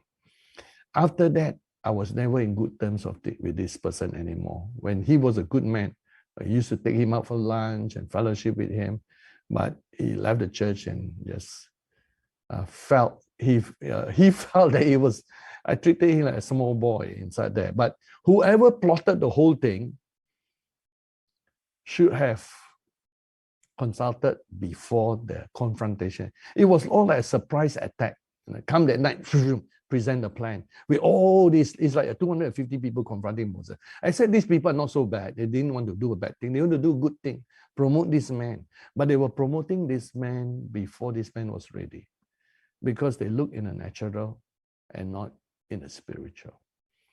And they destroyed the life of this man, and I feel sad. And if this man would come to me again and say, past is past, let's build a new future, and I will forget. But it was so sad for this potential person who's gone through all those things. None of them knew he was a bankrupt, only I did. But I kept his secret for him. But I had to spill it out that night because they wanted this guy to be my main committee in my church building project. Can you imagine that? And so it's unfortunate foolish of them. And all of the leaders kept their position because I treat it as an error in judgment. But I wish it did not happen because it was foolish of them to underestimate the role that God called me as to who to appoint, who not to appoint. And also to challenge my wisdom and the knowledge that I had and my research capabilities. And each one is placed in a position in God. They need to differentiate. So these people who could not work with Moses for a short time, at least Miriam, is because they look in the natural and not in the spiritual. One, they don't know their limitations and boundaries. And two, they look in the natural and not in the spiritual. And that's where they get sidetracked. Remember, no matter how good a person is in natural, you must be able to see what the person's spiritual qualifications are. And sometimes a person is a good person, but like Paul says, do not lay hands suddenly or appoint leaders too quickly. And that's something that every church and every leadership should understand. Because it's a one-way street when you appoint. Easy to appoint, hard to remove. In the same way, in a house, you don't simply invite everybody to a house or open a house, because once you invite someone to stay with you, it's easy to invite as a Christian, hard to remove because there'll be a lot of strife if something goes wrong. Third thing that causes the teamwork not to work is they forgot the main vision. The main vision is to bring Israel as a country, as a nation, to go into the land of Canaan, possess the land. Even though the main vision was deferred, not because of Moses' disobedience, but because of the disobedience of others. Although Moses shouldered the blame, because not everybody might know, or the next generation, and people got very short memories of what was actually went wrong. The main vision was established by God. And God gave the original vision to Moses. And only Moses could pass on the vision to the next in line, not anybody. Leaders come and go. Effective people come and go. But in the kingdom of God, only God appoints the person. God chose the vessel. God chose Moses. Even if you disagree with God, at least follow God's protocol. Sometimes the people God chooses might not be what we think. I mean, none of us would have chosen Peter to head the 12, but Jesus did. None of us would choose Judas Iscariot to be the treasurer, but Jesus did. None of us would choose Paul to be apostle to the Gentiles. Paul more suit with the Jews, but God did. So God makes choices that only God knows. And God is not in the business of explaining everything to the detail. He does give us explanation when we seek Him. So for God, when God has a vision, His vision is always tied to a human being. It seems that the DNA of the human being and the vision that God has is tied because when God wanted to redeem us, He sent a person. He didn't send a plan. There was a plan of salvation, but it was a person, Jesus Christ of Nazareth, that God sent. When God wanted to bring Israel to fulfill the prophecy of Abraham to Egypt, He chose a man, Joseph. The man and the plan in God are one. Because God takes many years to prepare the plan. God takes many years to prepare the man to fulfill the plan. It is not disassociated. Some people think they can remove the man and keep the plan. Not in God. The whole Bible, God's plan and God's man or woman are one. When God chose to bring Israel out, He didn't just have a plan, He's a man. Throughout the whole Bible, God has chosen man or woman whom He has predestined before they were born to carry out His plan. God's plans are written in the DNA of a human being, not just in a book or in a scroll or in some blueprint somewhere. Of course, there's a blueprint somewhere, but God knows that the best to carry out is to create an entire human being altogether to be the plan. The plan was a human being. And all that the human being has, that's what God wants. Remember, even when the temporary plan came, when King Saul was elected to be king, before the time for the king, God put His spirit on King Saul, and God told him through Samuel, when the Spirit of God has come on you, just do whatever you think is good. Oh, God's plan is so simple. When they wanted to change from a theocracy to a monarchy, God said, wait, I already give you my plans for what a monarchy is to do in my book, Deuteronomy, but let me choose a person. And it took time for God to choose a person. When God chooses a person, He says, when the Spirit is on you, just do whatever you want. Because God's plan is always sealed in DNA and not just in some book somewhere, although there's a book in heaven. For God, the human vessel, whether man or woman, is important. That is His plan, a human being. And there is one last person, Joshua, who worked well with Moses because he fulfilled all these three things. Joshua was called a minister to Moses. In those days, the word minister is not like a very high, mighty word like today. The word minister means he was a servant to Moses. And how long did Joshua serve Moses? I believe from the beginning, 40 years. For 40 years, Joshua never tried to topple Moses. He knew his limitations and who he was. Joshua also knew not to look in the natural, and he learned from Moses to keep looking at the spiritual.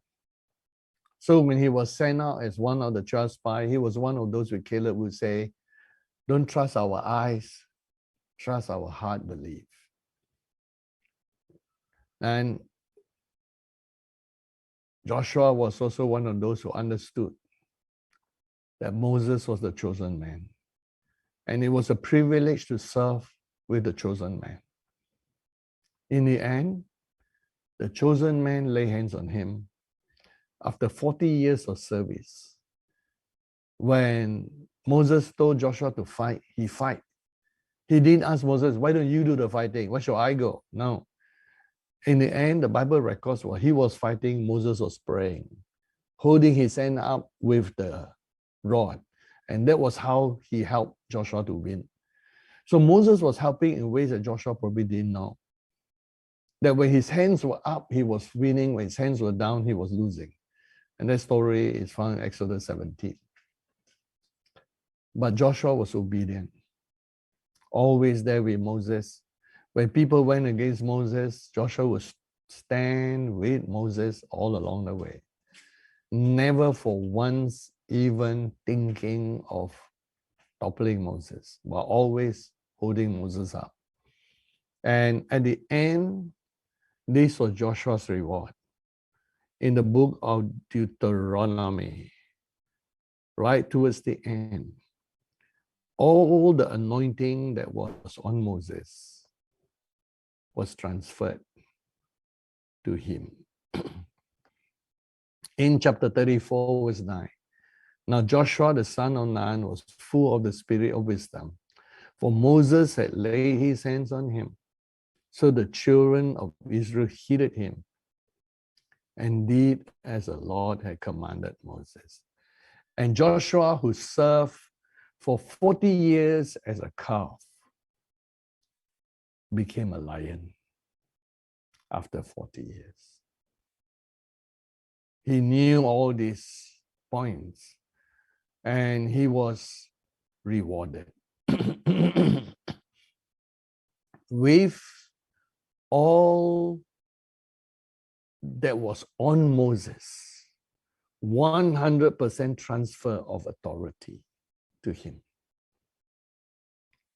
There's a reward for being a good team player. Number one reward, you get the transfer of power and authority in a proper manner. Number two, Joshua did his own special signs and wonders that Moses did not do. In a way, he could do what Moses do and did his own unique signs and wonders. Through the priests, he parted the Jordan. Moses parted the Red Sea. Through the priests, he destroyed the town of Jericho with one shout. By his unique command, he stopped the sun and the moon, something which Moses did not do. So in a way, Joshua was like, he did the works of Moses, at least some of them, and he did greater works. That was his reward for being a good team player. Thirdly, Joshua brought the people into the land of Canaan, where he himself was blessed, the people were blessed, and the prophecy and promise was fulfilled. It could not be fulfilled in Moses' time, but it was fulfilled in his time. Praise the Lord. As we learn from being team players, learn these three keys, know the limits of all authority and power where we are. Learn never to look in the natural, but always in the spiritual. Third, learn that the original vision of God is always in a human being. God's plans and purposes. And only when God transfers does it happen. It doesn't happen in any other way. But be blessed, number one, by the rewards. That you will be rewarded with all those you train under, all the fullness of the blessing and anointing. Number two, you will be rewarded with doing your own unique works besides the anointing to do the works of your previous mentor. Third, you can fulfill the prophecy or the promises that the other precedent leader was building for you.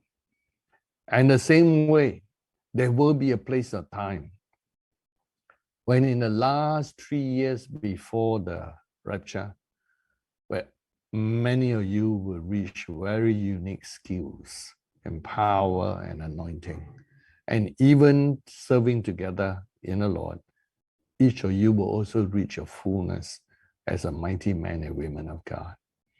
So be blessed, understand how to work as a team, how to respect one another, how to recognize each other's calling.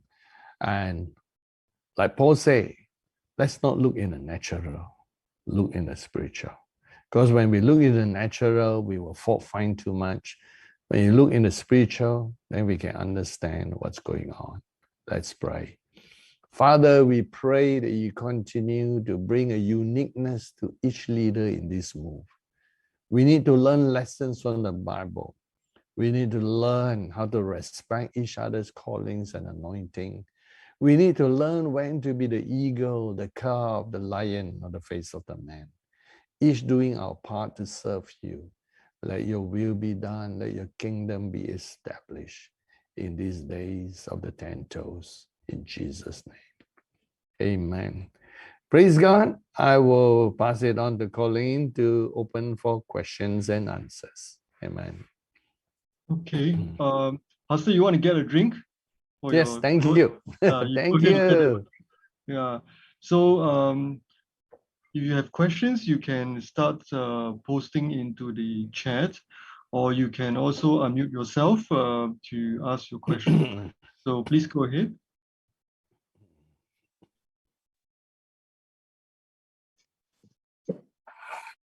Papa. Hi, Kingsley. Yeah. Please, I had a question. I wanted to say that it looks like in the stories, in the lessons you've taught, that we see that Moses being the leader was like in how the structure of the Israelites was presented as Moses the first, then Aaron, then you could see Korah, and then we could see how that whole thing was because of the many misconceptions, how they broke authority. There was a barrier in, or there was a weakness, there was a spot. So I was just saying that there like something like a balance point where we have something like a ministry of the shepherd, where anytime the rebellious go astray, we have a team that goes for those rebellious. Because because I see that many times many people make faults, and then we say that, oh, since the person has already faulted, we just leave the person to their own doom. But we see in Ezekiel chapter 34, where there's a side of God we call the ministry of the shepherd. And it looks like at that stage, God is the one. He goes out for the lost, he goes out for the battered and the broken. So sometimes I feel like in church, maybe that system, I'm sure that system is there already. So others, if you have anything to add to that side. And in the story you also gave to also spoke on the same issue. The story you gave of your leaders going against a protocol, going against authority and order. Yeah. I'm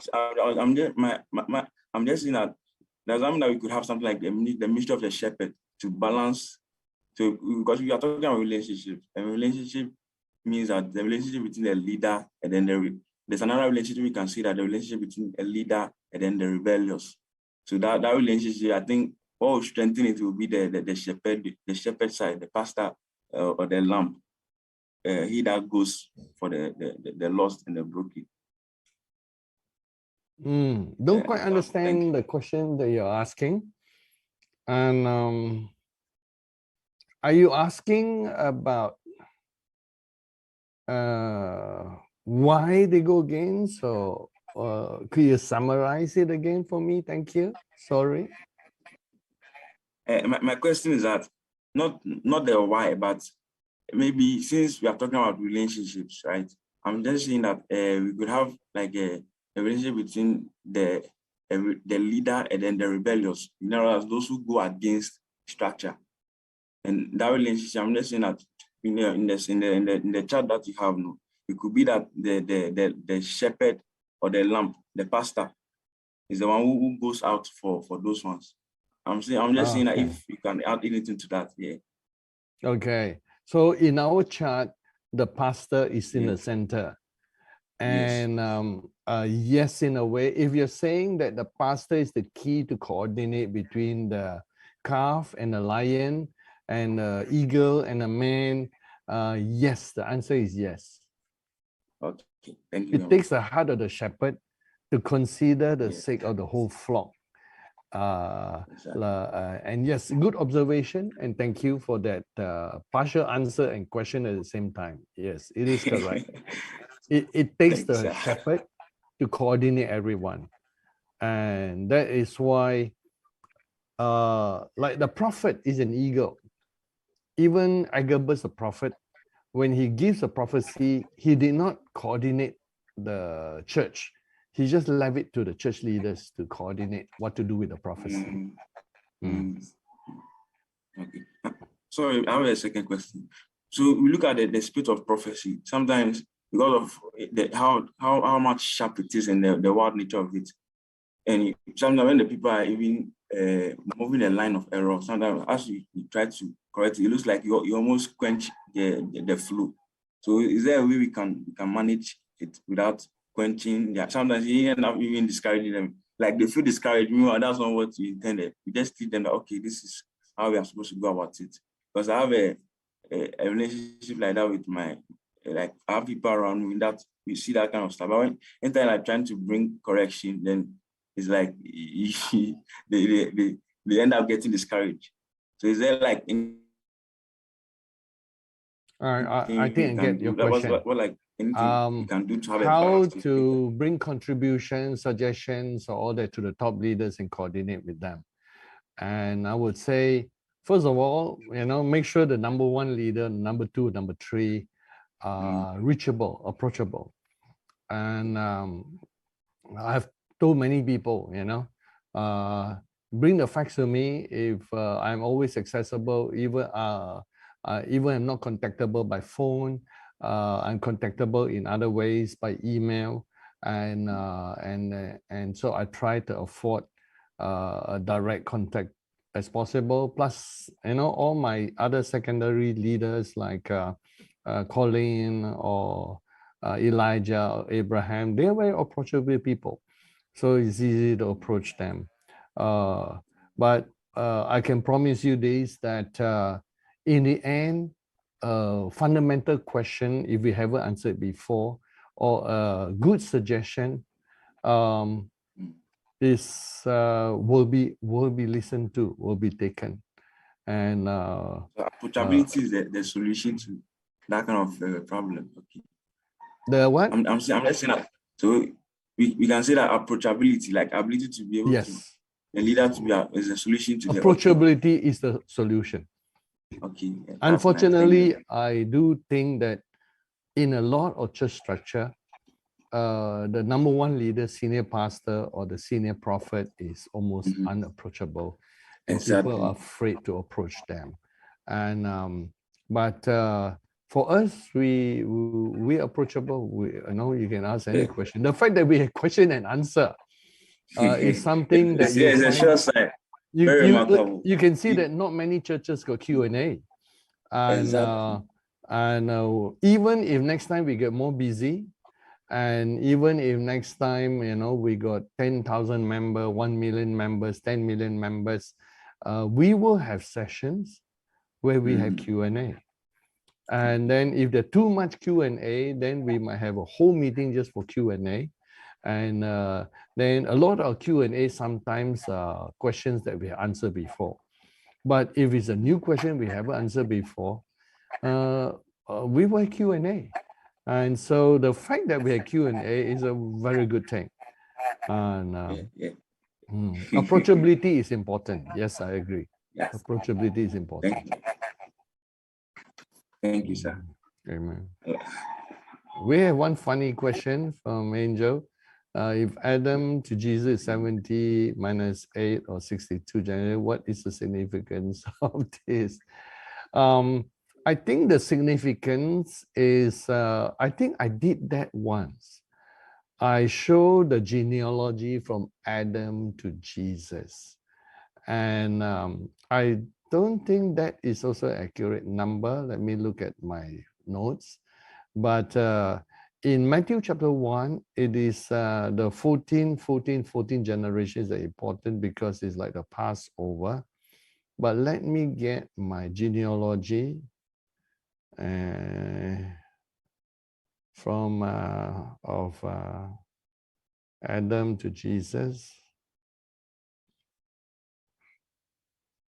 And okay, here we go. There are two accounts, one from Luke and one from the other. How many generations were there from Adam to Jesus?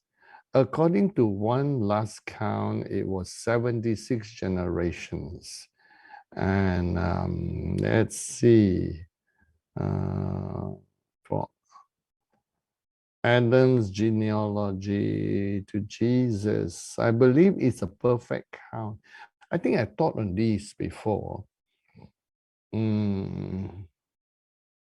Let's see, this one is a file that is there.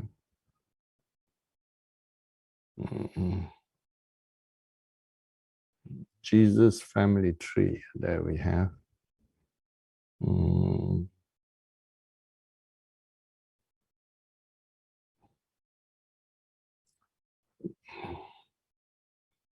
It shows 42 generations that was there. And let's look at Luke.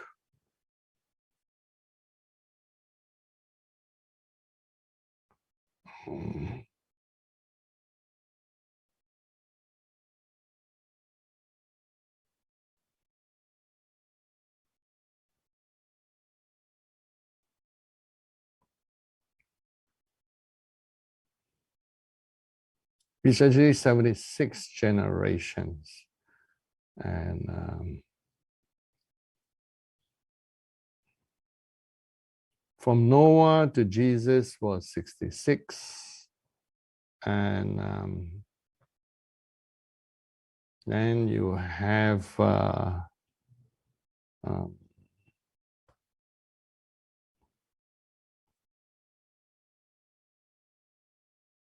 yes, in Luke 3, there was 76 listed generation, not 70. And from Noah to Jesus, it was 66. And so the figures that are there are given from, let's say, Adam. What is this genealogy?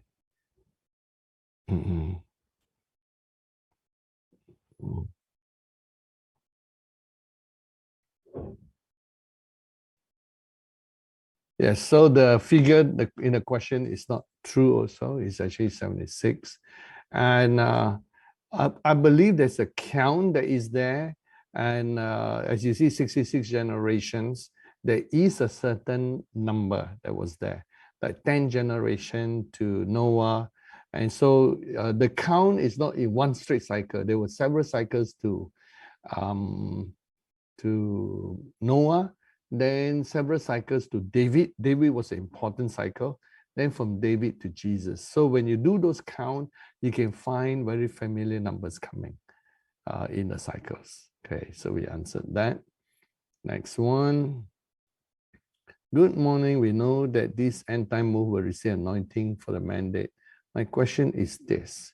If one has a desire to go and pray for the sick to be healed, can one enter into a fast seeking the anointing to heal the sick, or would that only come the fullness of time? Oh no, right now we can pray for the sick. Right now, you can pray for the sick, you can anoint and expect the gifts of the Holy Spirit to work. And so you can operate by the gifts of the Holy Spirit. And but there is a very, very special anointing for signs and wonders, which come with the end time move, which is on top and above Mark 16 and 1 Corinthians 12. Right now, you can use Mark 16 to lay hands on the sick and 1 Corinthians 12, the gifts of the Spirit. Operate by them, you will already have signs and wonders to a certain extent. You don't have to wait until the end time signs and wonders.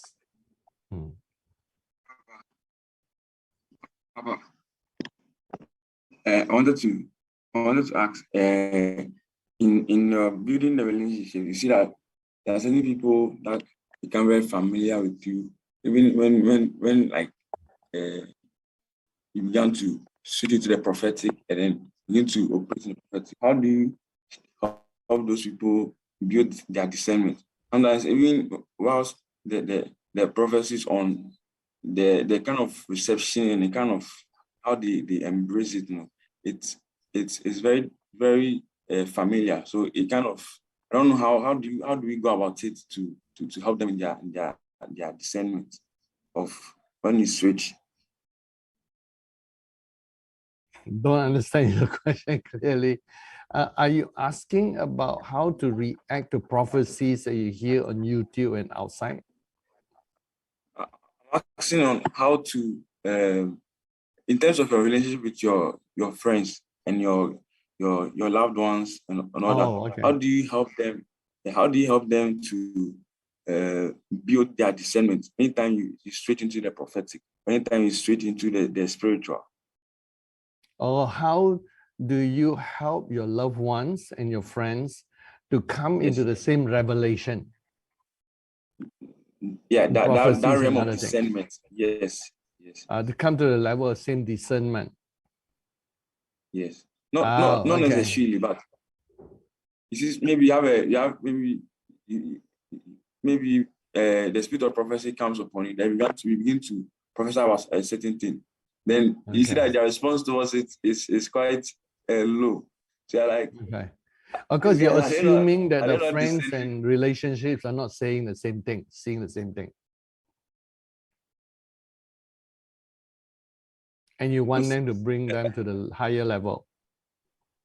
Yeah, even sometimes, even you trying to give them a prophetic word, right?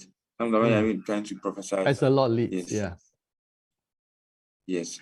Sometimes their reception towards it is really, they still see as the normal man or the brother that they knew. Jesus was seen as a carpenter.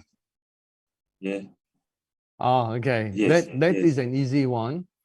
Number one, our loved ones and true friends who stay with us, and although they might not understand us, they will receive a blessing too, by virtue of you being close to them.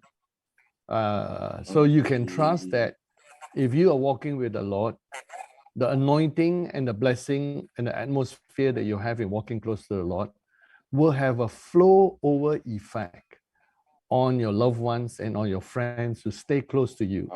They will receive, number one, they will 100% receive the same atmosphere and blessing without them even knowing.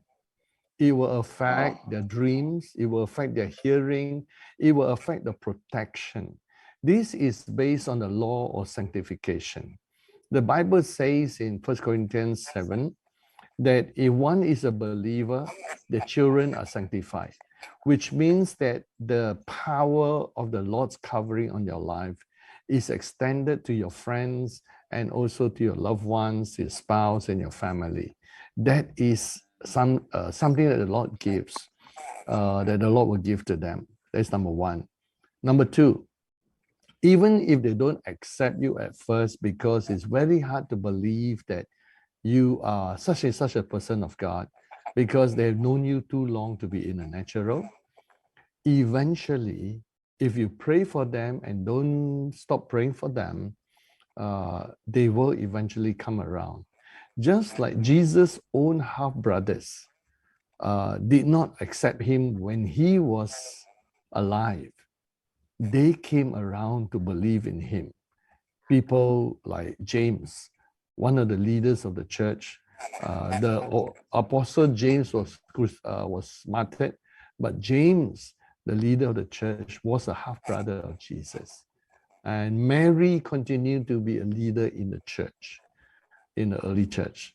So they will come around if you do not stop praying for them. Second question. When we look at the number one, number two relationship, like we have the Moses and then Aaron, and you see, can you say that sometimes when the number two becomes the number one, you see a lot of errors, like the examples he gave. Could you say that then Saul was a number two kind of a leader, but he became I don't know what happened, but then he ended up becoming number one, and that was probably one of the reasons for his demise, sad demise. Can we say that? Not exactly.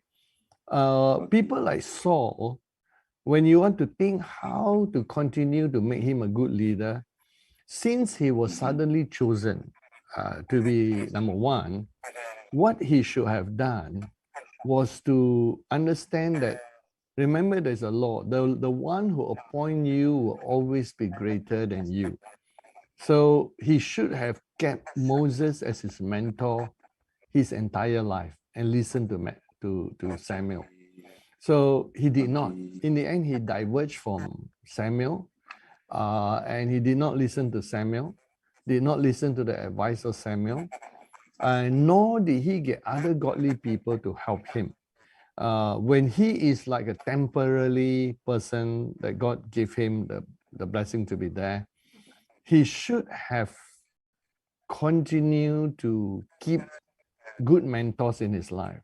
Number two, he should have continued to obey the spoken word of the Lord. He didn't obey the written word. Then he also didn't obey the spoken word.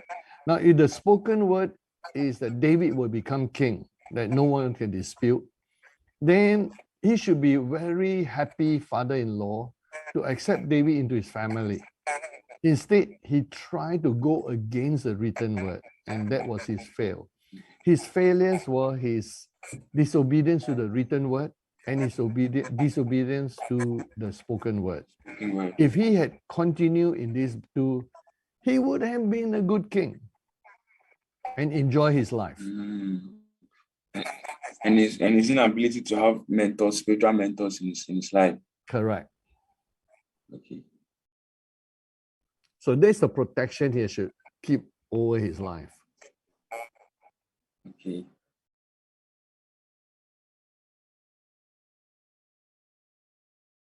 Okay, let me see other questions coming in.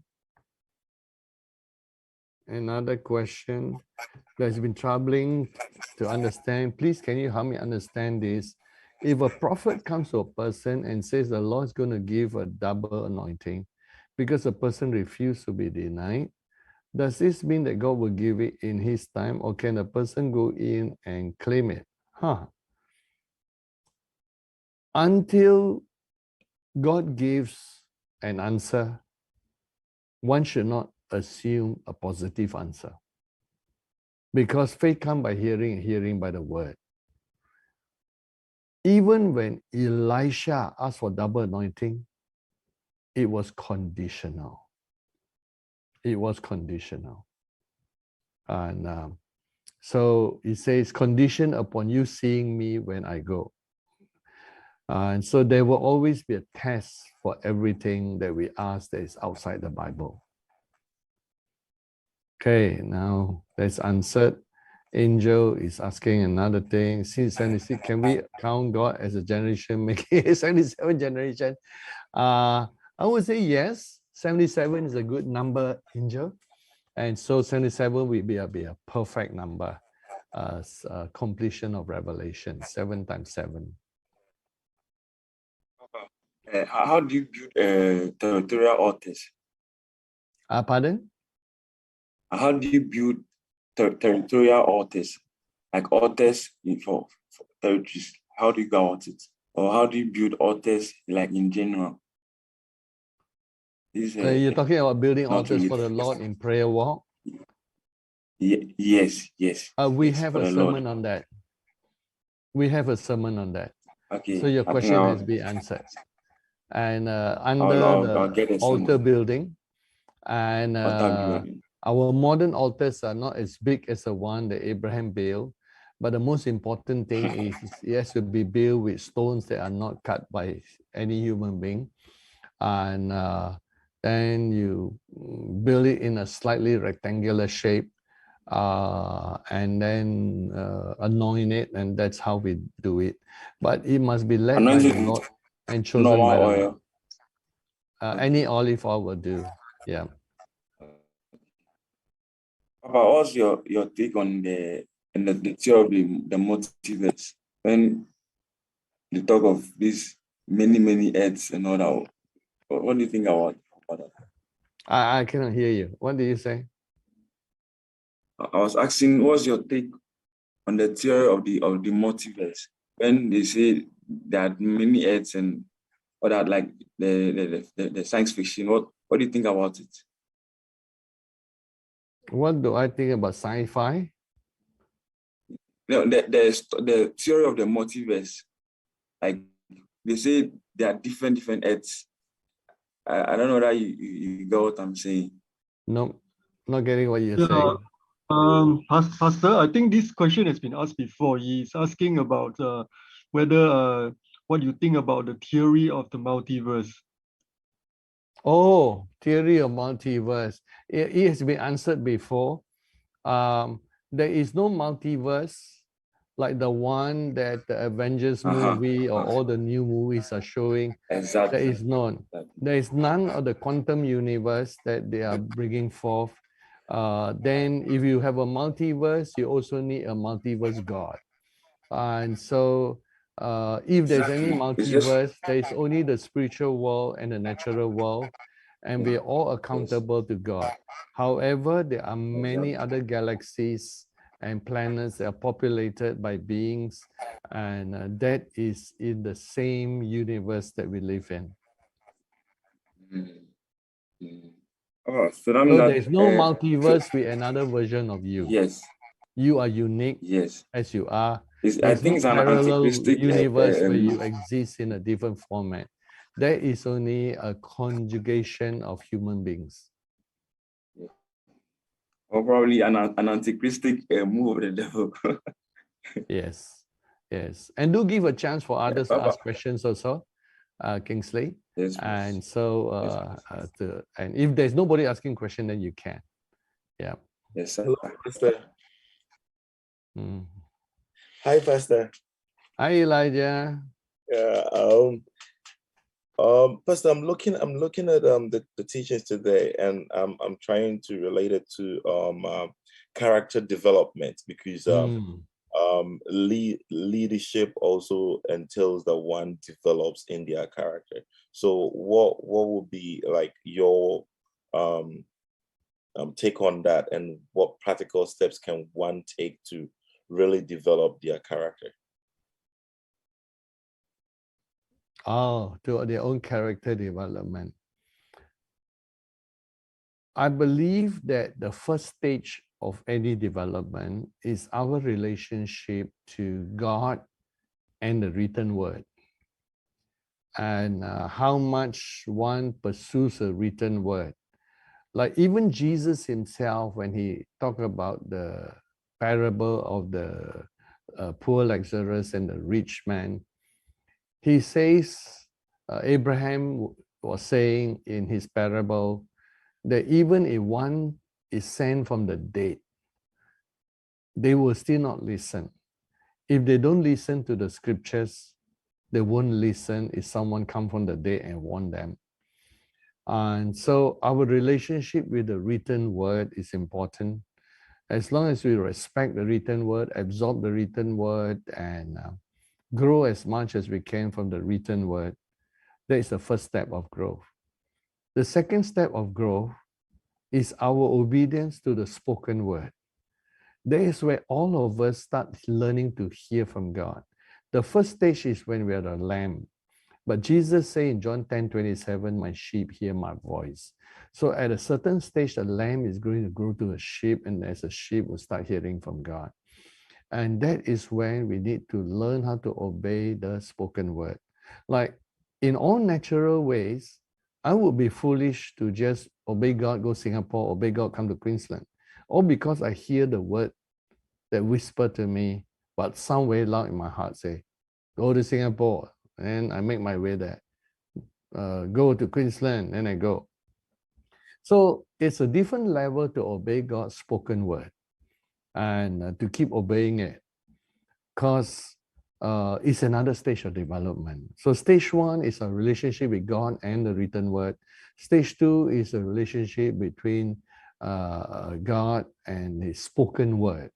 And as we pass the second stage, I believe we will grow to the fullness of God at a third level, where we become, third level is become completely united with God in oneness that Jesus wanted us to have. then we are fully grown.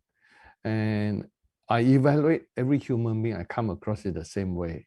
When I talk to the person, my eyes look into their spirit, my heart try to feel their heart to see whether this man or this woman is obedient to the written word. Are they obeying their conscience and all that God is speaking to them in the written word? If they don't, I know where to place the person. Then the second stage, is this person obedient to the dreams, visions, spoken word, rhema that God has spoken? So sometimes when you talk to a person or you relate to them, you could sense this person is a disobedient person. To the world, the person could be a jolly good fellow. But in the sight of God, this person has been disobedient to the written word and the spoken word. Then you know that God looks at them differently. And then, of course, when one is one with God and one becomes the Shekinah glory and the temple of God, it is the most wonderful fellowship at the third level, to fellowship with anyone who is in perfect synchronization and harmony with God. So these are the levels of spiritual growth. I hope I cover the area of your question, Elijah. Praise the Lord. Thank you, Pastor. And Pastor, will it also be necessary for us to maybe do like a character study on like Saul and David and all that, to try to draw emphasis on their character development and also our own development? Will you suggest such a thing too? Yes, it will be most useful. And of course, this series got a few other sermons continue. I started with Moses and the people around him, whether he get teamwork. There will be main ones like David. Some I cannot use because they're almost on their own, like Joseph and his brothers. But David has a whole group of people around him. Some good, some bad, like Ahithophel, and then the other consultants, some fall off. And then Paul also has a group of people around him. And so we can learn, definitely. It benefits us to see the Bible. Now, the Bible we have is different from the Bible allowed by God in heaven. The Bible in heaven does not record failures. So for the time being, the Bible that we have on earth records failures and things that we can learn from. Pastor, based on that point now, so will we have memories of some of our failures in the age to come? No. God does it in some way that how do I put it this way? That the presence of the memory is not even allowed. Especially new heaven, new earth. And if we do remember, we might remember it slightly differently in a four-dimensional level. Thank you, Pastor. I think Angel has a question for you, so There is it? I see. Oh, the 77 generation, I say that's good. Good counting, Angel. That's good. There's one direct question that is there. I won't read the name. It says, you can read the question. I just don't, okay, the name. Is it okay to go back to City? You're talking about university, I think. I've been running a business, but since 2020, it has been hard. So now I want to go back to studying, but I'm afraid by the time I finish, the two angels will be out and the situation might be worse. My answer, follow your heart. And if your heart is such, then God will tell you where to be. I can tell you of someone whom I know, I met in Queensland. A lot of people are having, and this person, I don't think he's even a Christian, but I'll show you what a good non-Christian was doing. During these 2 years of COVID, a lot of people went through a hard time. Some people lost their jobs, some restaurants closed. And as you know, a lot of construction companies are closing down in Australia because what they quoted, they now cannot meet because the cost of construction is higher. And if they could build a house at 400,000, they cannot because it now costs 600,000. So if they build it, they will lose 200. So they rather give up than to build it because they just cannot do what they quoted to do. And so this person who I came to know, he was working in a Japanese sort of food type of thing. The whole business collapsed. He's without a job. That is his only skill in Australia. But he met another friend who's an electrician, and this electrician give him a bit of work here and there, but he's not qualified. And so recently I met this person, and during the past 1 year or so during the COVID, he was working as an apprentice and studying. And he told me in 1 more year, he's a fully qualified electrician.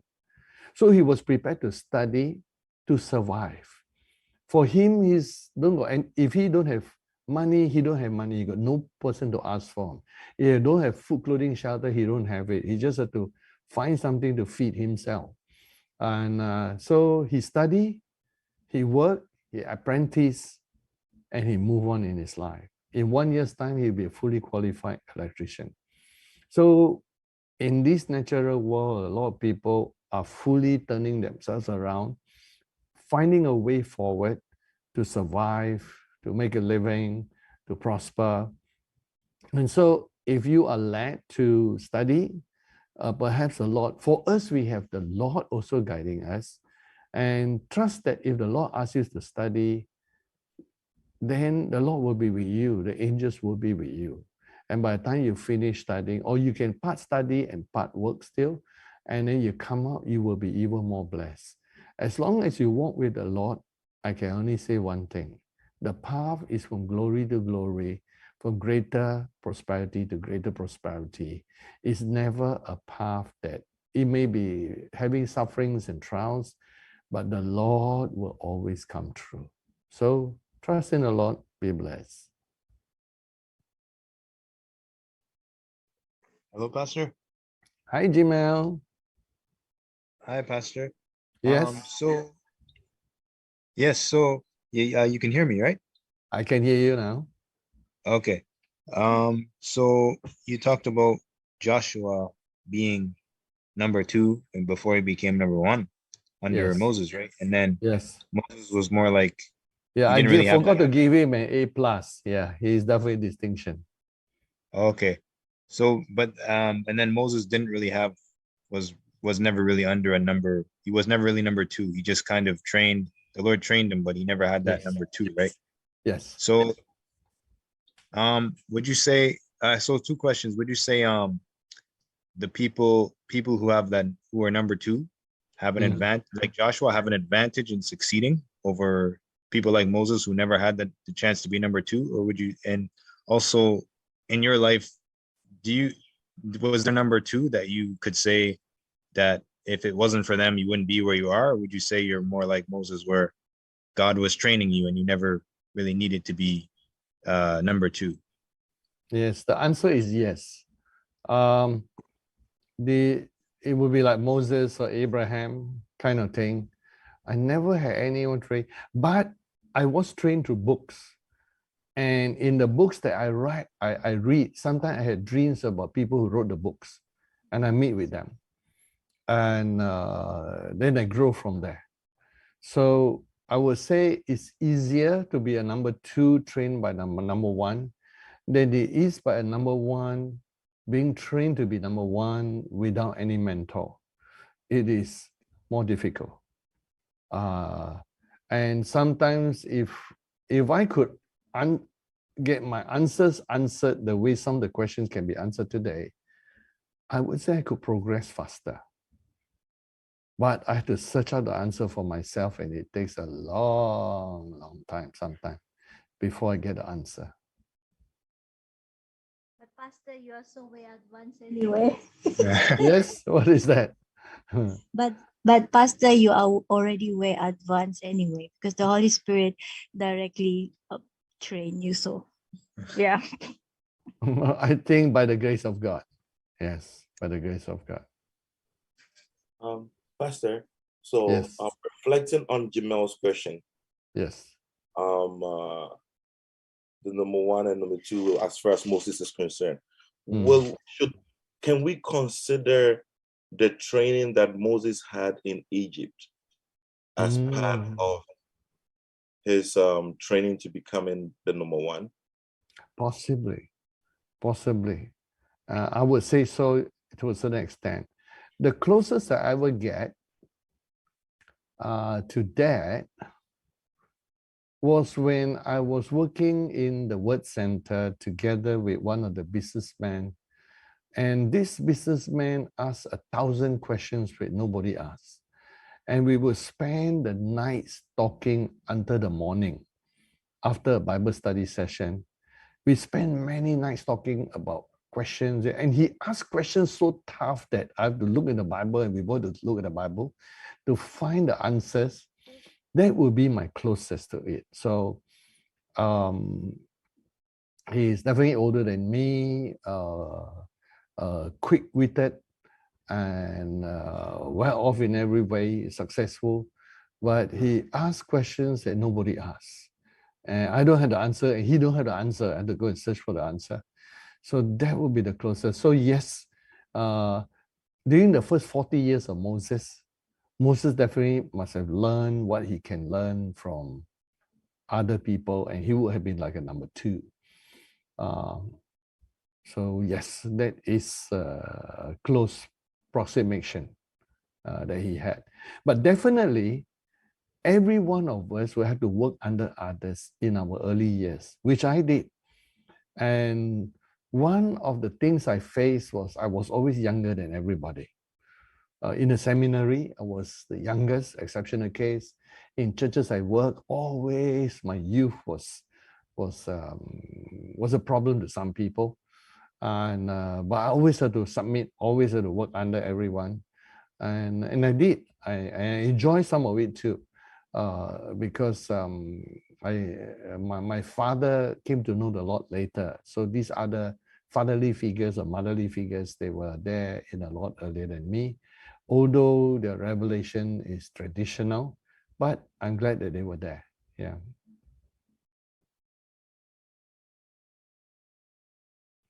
The question coming in says, oh, you don't have to call me Papa, just ask the questions.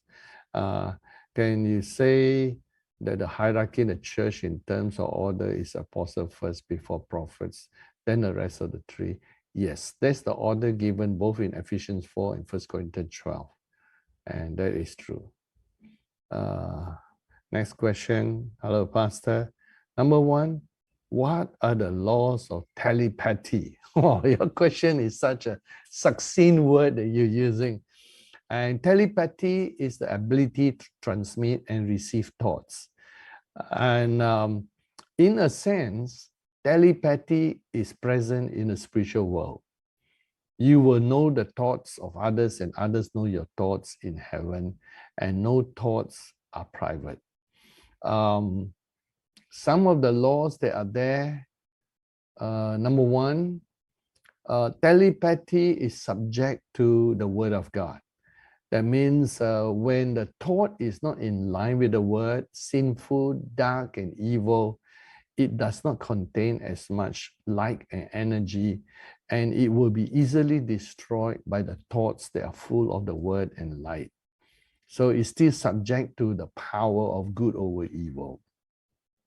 And so no amount of evil thoughts can overcome a single tiny little weak thought from a small little infant. The power of light is greater than the power of darkness. Number two, there are different levels and energy of thought, from high energy thoughts to low energy thoughts. And the higher the energy thoughts, the greater the power and the distance of the thoughts. And thirdly, there are ethereal thoughts and earthly thoughts. I'm not talking about evil thoughts, but good thoughts. So there are what I call, there are heavenly thoughts and earthly thoughts that revolve around earthly natural life. And of course, the higher thoughts will transform your life more than the lower thoughts. that will stun your life in growth. These are some of the laws. There are many other laws. Next question. What does it take to form a telepathic environment, an environment of thoughts? It just takes the energy of God, because thoughts are like the voice of the human spirit. And thoughts are like voices. In the heavenly world, everything is telepathic. And so the whole spiritual world is a telepathic environment. And so meditation is important, because I'll give you a scripture for that, 2 Corinthians 10. And it says that to take every thought to be under control by Jesus. So in the end, the greatest thought is God's thoughts and Jesus' thoughts. And the spiritual world is a telepathic environment. So those who guard their thoughts and watch their thoughts will function better in the spiritual world. How is it applicable to a team? In the Bible, it says that the church is one heart and one soul together, Acts chapter 4. So it talks about the union of thoughts. And two people can become so united that they think in the same wavelength. And that's powerful. I have done a research where a person put this brainwave detector on a person's head and on another person's head, and they were testing the environment of what happened when a faith healer is praying for their for the prayeree. So they found that when the faith healer, they call it faith healer because it's a non-Christian scientific book research. So they found that when the faith healer was praying, that the thought of the recipient was being synchronized. And at a point of synchronization of their thought, it seems to be able to bring a better healing, quote unquote. So that is an interesting study that they have done, synchronization of thoughts. Next question. I believe searching out answers makes for deep absorption and strengthen the character. Then when the answer is just told to one, what do you think, Pastor? I would say yes to a certain extent. And that is why it's sometimes good to search out as much as possible before asking the questions.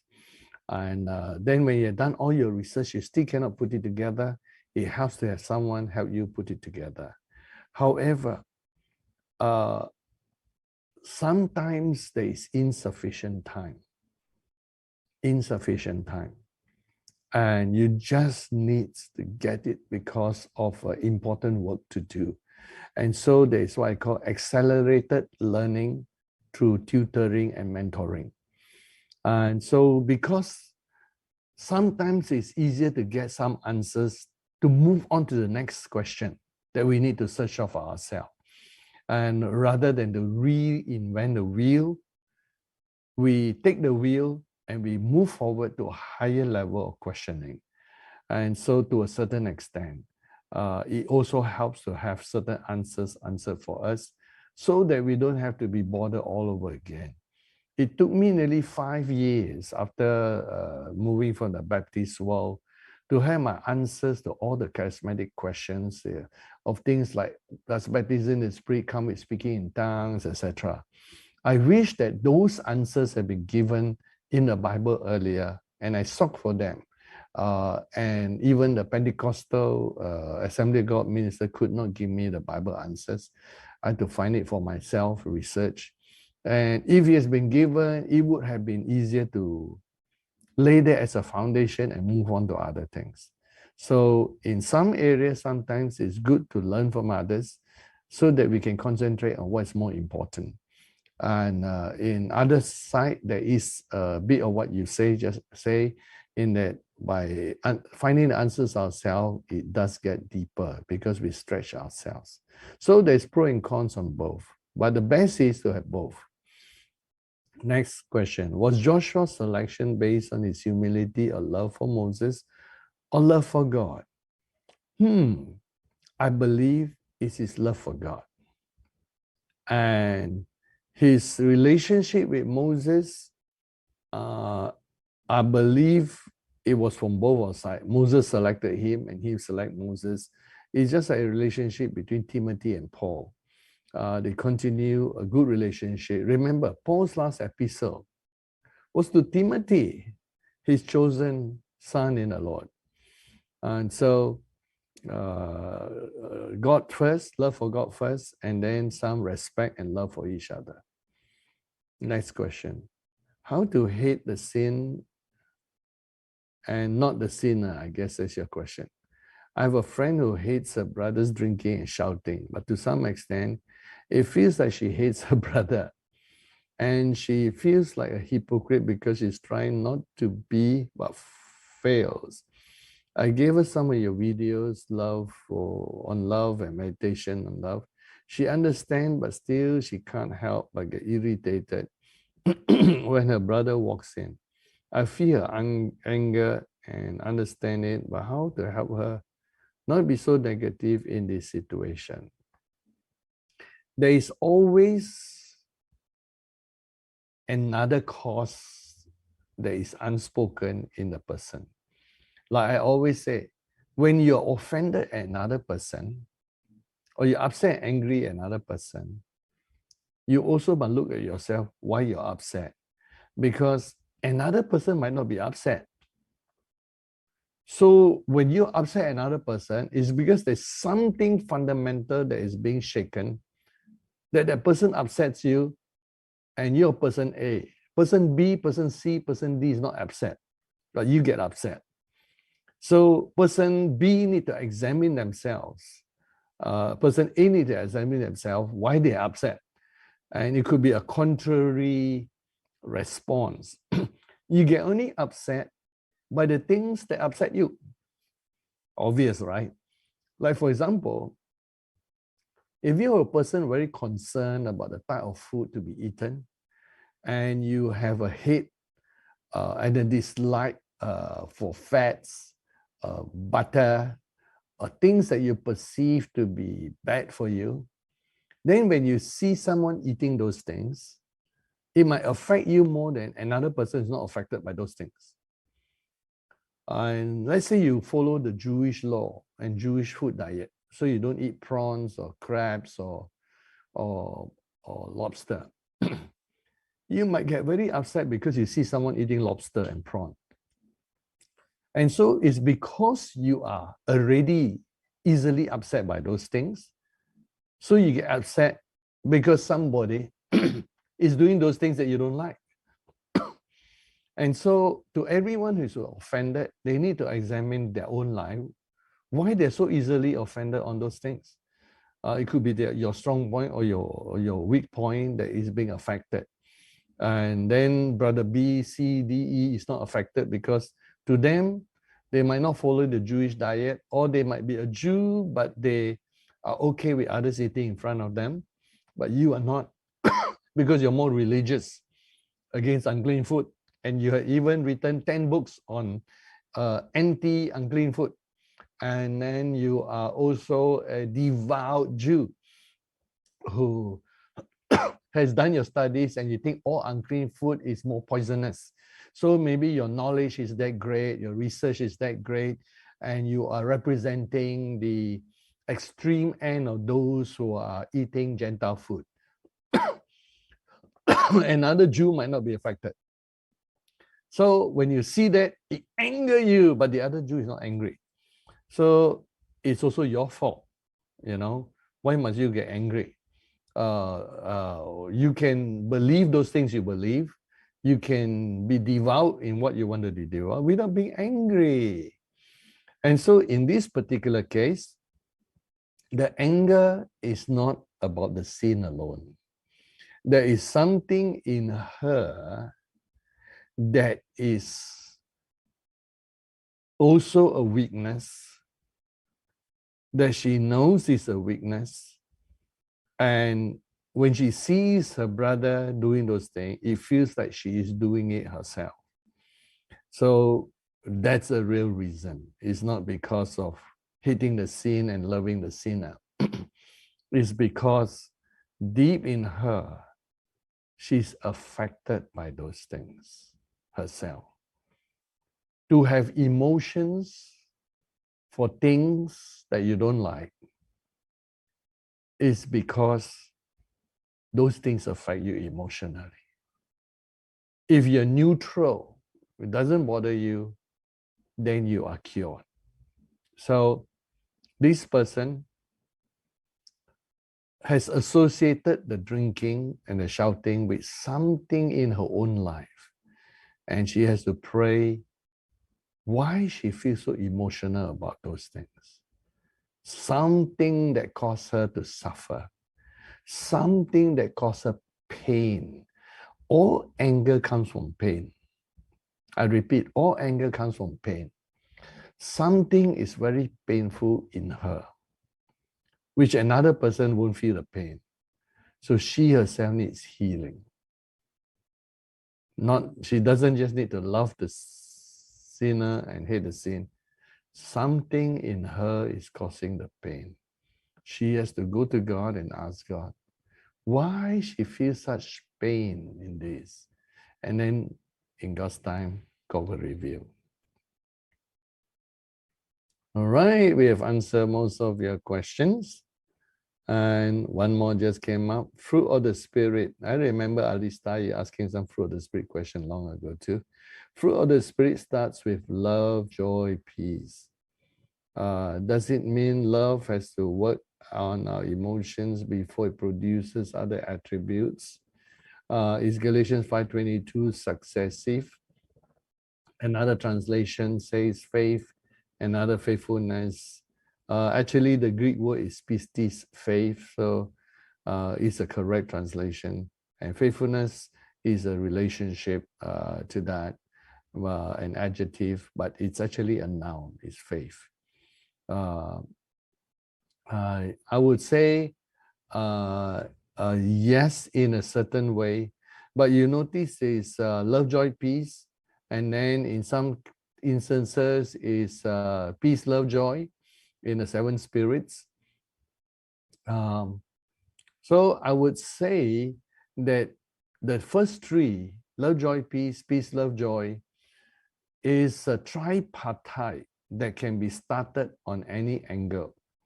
You can start with peace, go to love, go to joy, which is in John chapter 14, 15, 16. Peace, love, joy. And here is love, joy, peace. So these first three are equal in a succession. That means that they develop simultaneously. When you have peace, you have love, you have joy. When you have love, you have peace, you have joy. These three triplets, I call them, are three sides of the same attribute. So it's not possible to receive peace without receiving some joy, as you can see in Romans 5. It's not possible to receive some joy without receiving some love and joy and peace. Think about it. You cannot have joy without some love and peace. You cannot have love without some peace and joy. So for these three, they are equal. And they are equal because each has three dimensions. It's a three-dimension attribute. And they develop almost equally. That means you have 1 kilogram of love, you have 1 kilogram of joy, 1 kilogram of peace. If you have 2 kilograms of love, you will have the ability to have 2 kilograms of joy and peace. They are all the same three-dimensional attributes. So I won't call them successive. I will call them all three-dimensional attributes, 3 dimensions of one single attribute. That means they are developed equally. Next question. That's a mean that sin causes God pain. since he gets angry at it. Yes, you can say that in a way. God grieves. And the Hebrew word for grieve in Genesis 6 implies some sort of pain to God. Now, God allowed me to feel that one time when he took me up into some spiritual plane somewhere where God gave me a taste of his love, and it was enjoyable, so lovely. You could feel the movement of life. You could feel all life on earth. You could feel if a butterfly leaves a flower and go to another flower. You could feel if one sparrow fall to the ground and die. But it was also very painful because every single death of every insect or animal, you feel it like a thumb on your heart. And then when the human die, you could feel it. So in the end, it was so painful that I could not take it long. And then I can imagine Father God can take so much of it. So yes, where there is love, there is pain.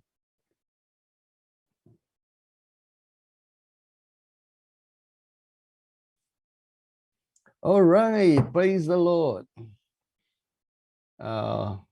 Looks like time for elderly Colleen's word of wisdom. So, Pastor, in terms of this number of questions that are coming about sin and pain, we are told to hate sin, and God hates sin. So, is it something that is very human because we experience the pain of sin? And I mean, to be able to see it from God's angle also of what the consequences of sin has, the more we see it, the more pain actually we can feel of it. And then we are able to hate sin with that perfect hatred. Yeah. Yes, to a certain extent. But very few people know what perfect hatred is.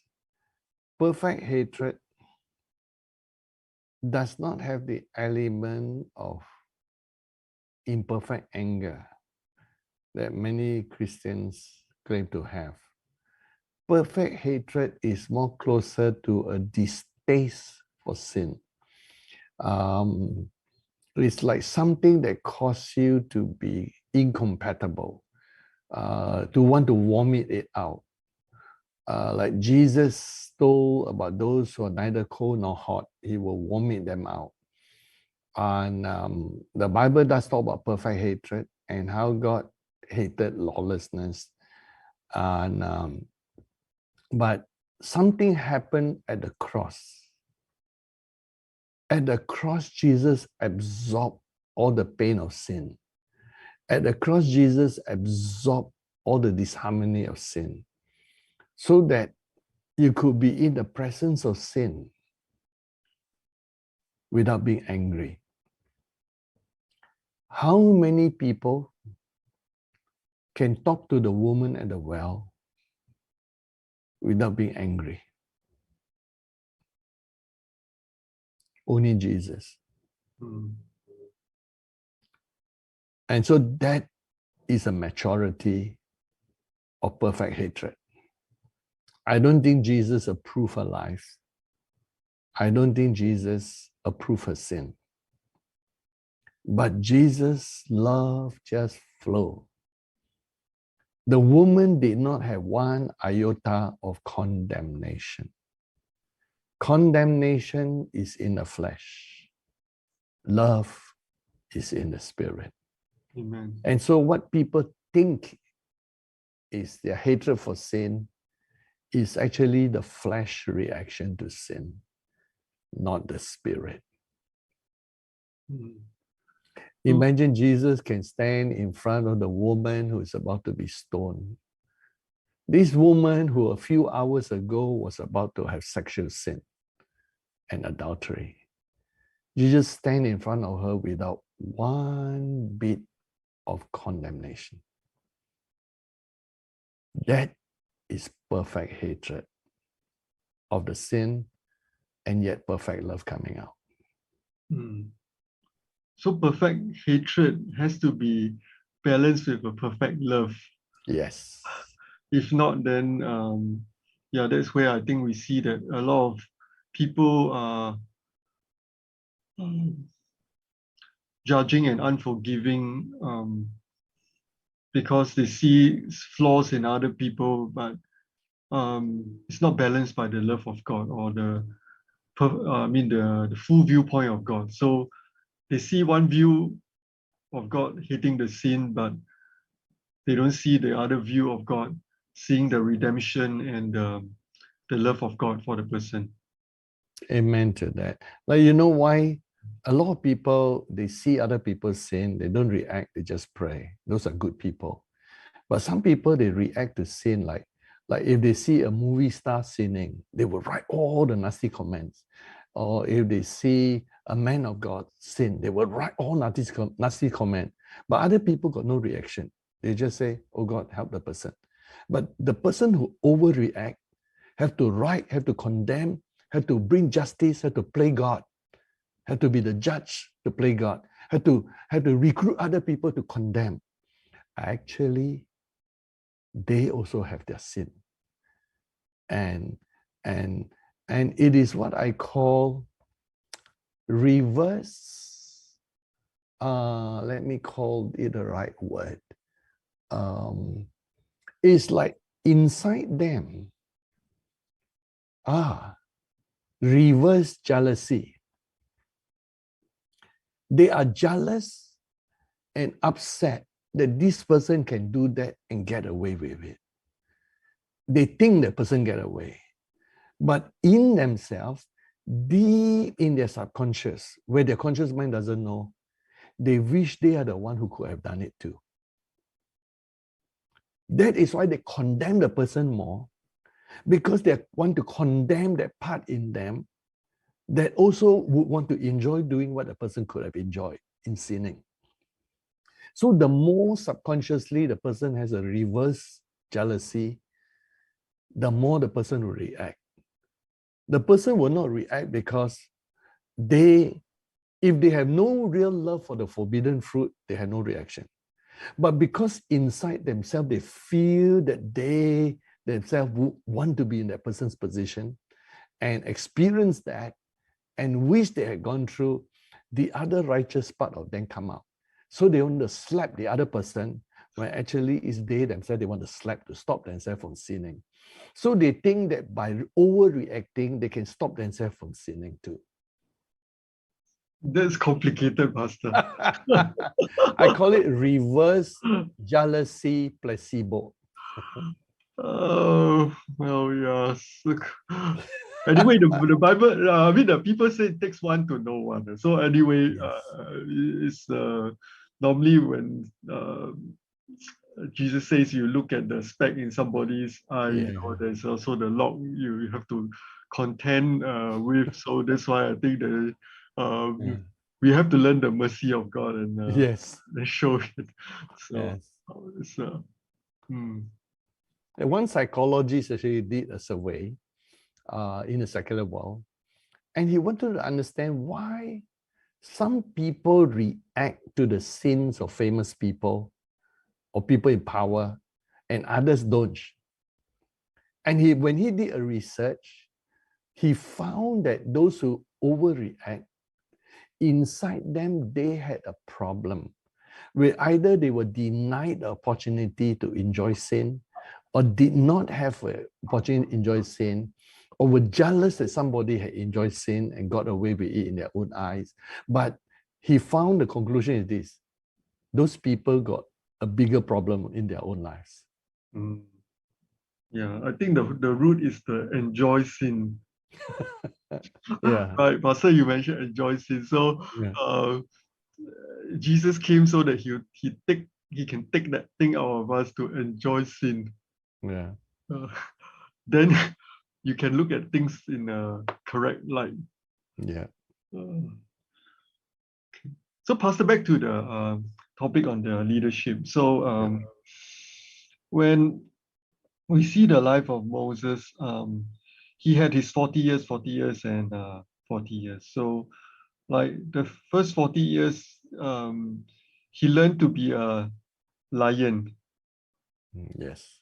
Then the second 40 years, he became the most humble person Calf. to Yeah. be able to calf. So the first 40 years, that means he must have a lot of pride. Yes. Definitely has. So I think this is quite normal. I mean, I think it's a good lesson. We see that as we sometimes develop in capabilities and the gifts of God and knowledge, it can puff one up and create pride, even some kind of spiritual pride. Cloth in all the spirituality, and I recall that a lot of times, we are in a big church and we say we are the best church. This is the Yes. way. Everything. This is It's a type of pride. this is the kind of. There's a kind of pride in it, and in fact, feel good about it. But I don't think this is. I think this is just like a immaturity that needs to grow out of it. So we see that Moses, he grew from being a lion, and then he be a calf, and then the last part is the balance part where he be able to balance both being a calf and being a lion. And will we say that for Joshua, he actually learned to be a calf first, and as he served Moses, and then he has his time to be a lion, and in the end, also to have the balance between the lion and the calf. Yes. Good point. And there's one comment coming from Frank. He say, when it says it's an abomination of God, that means something God gives displeasure. How does God express it? Does God express it in anger? Not necessarily so. I believe that God expresses it in his judgment. It shows the severity of his judgment against abomination. Sarah COG has a good word there. What I call reverse jealousy placebo. She says it's called projecting, reacting to the sin in another person. That's a good word, Sarah. Thank you. So projecting themselves. And it's also overdone. It's also not right. Overreacting to a sin in another person is in self, if I can say this word, sinful pride.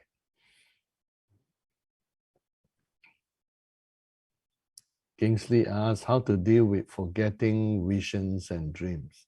Meditation, my friend, meditation. And the gift that God has given us on this earth is the gift of being able to forgive and forget. Or it becomes a memory that is no more painful. And that's the gift God gives to us. Did I miss your question, Alista? I thought I answered the question on fruit of the Spirit. Yes, I did answer. I said that they are not successive, but they are equality. That means all three progress at the same time. Let's see, is there another question? Okay. You say in fruit of the Spirit that the first three are the Spirit, then the soul and the body that will put faith, humility.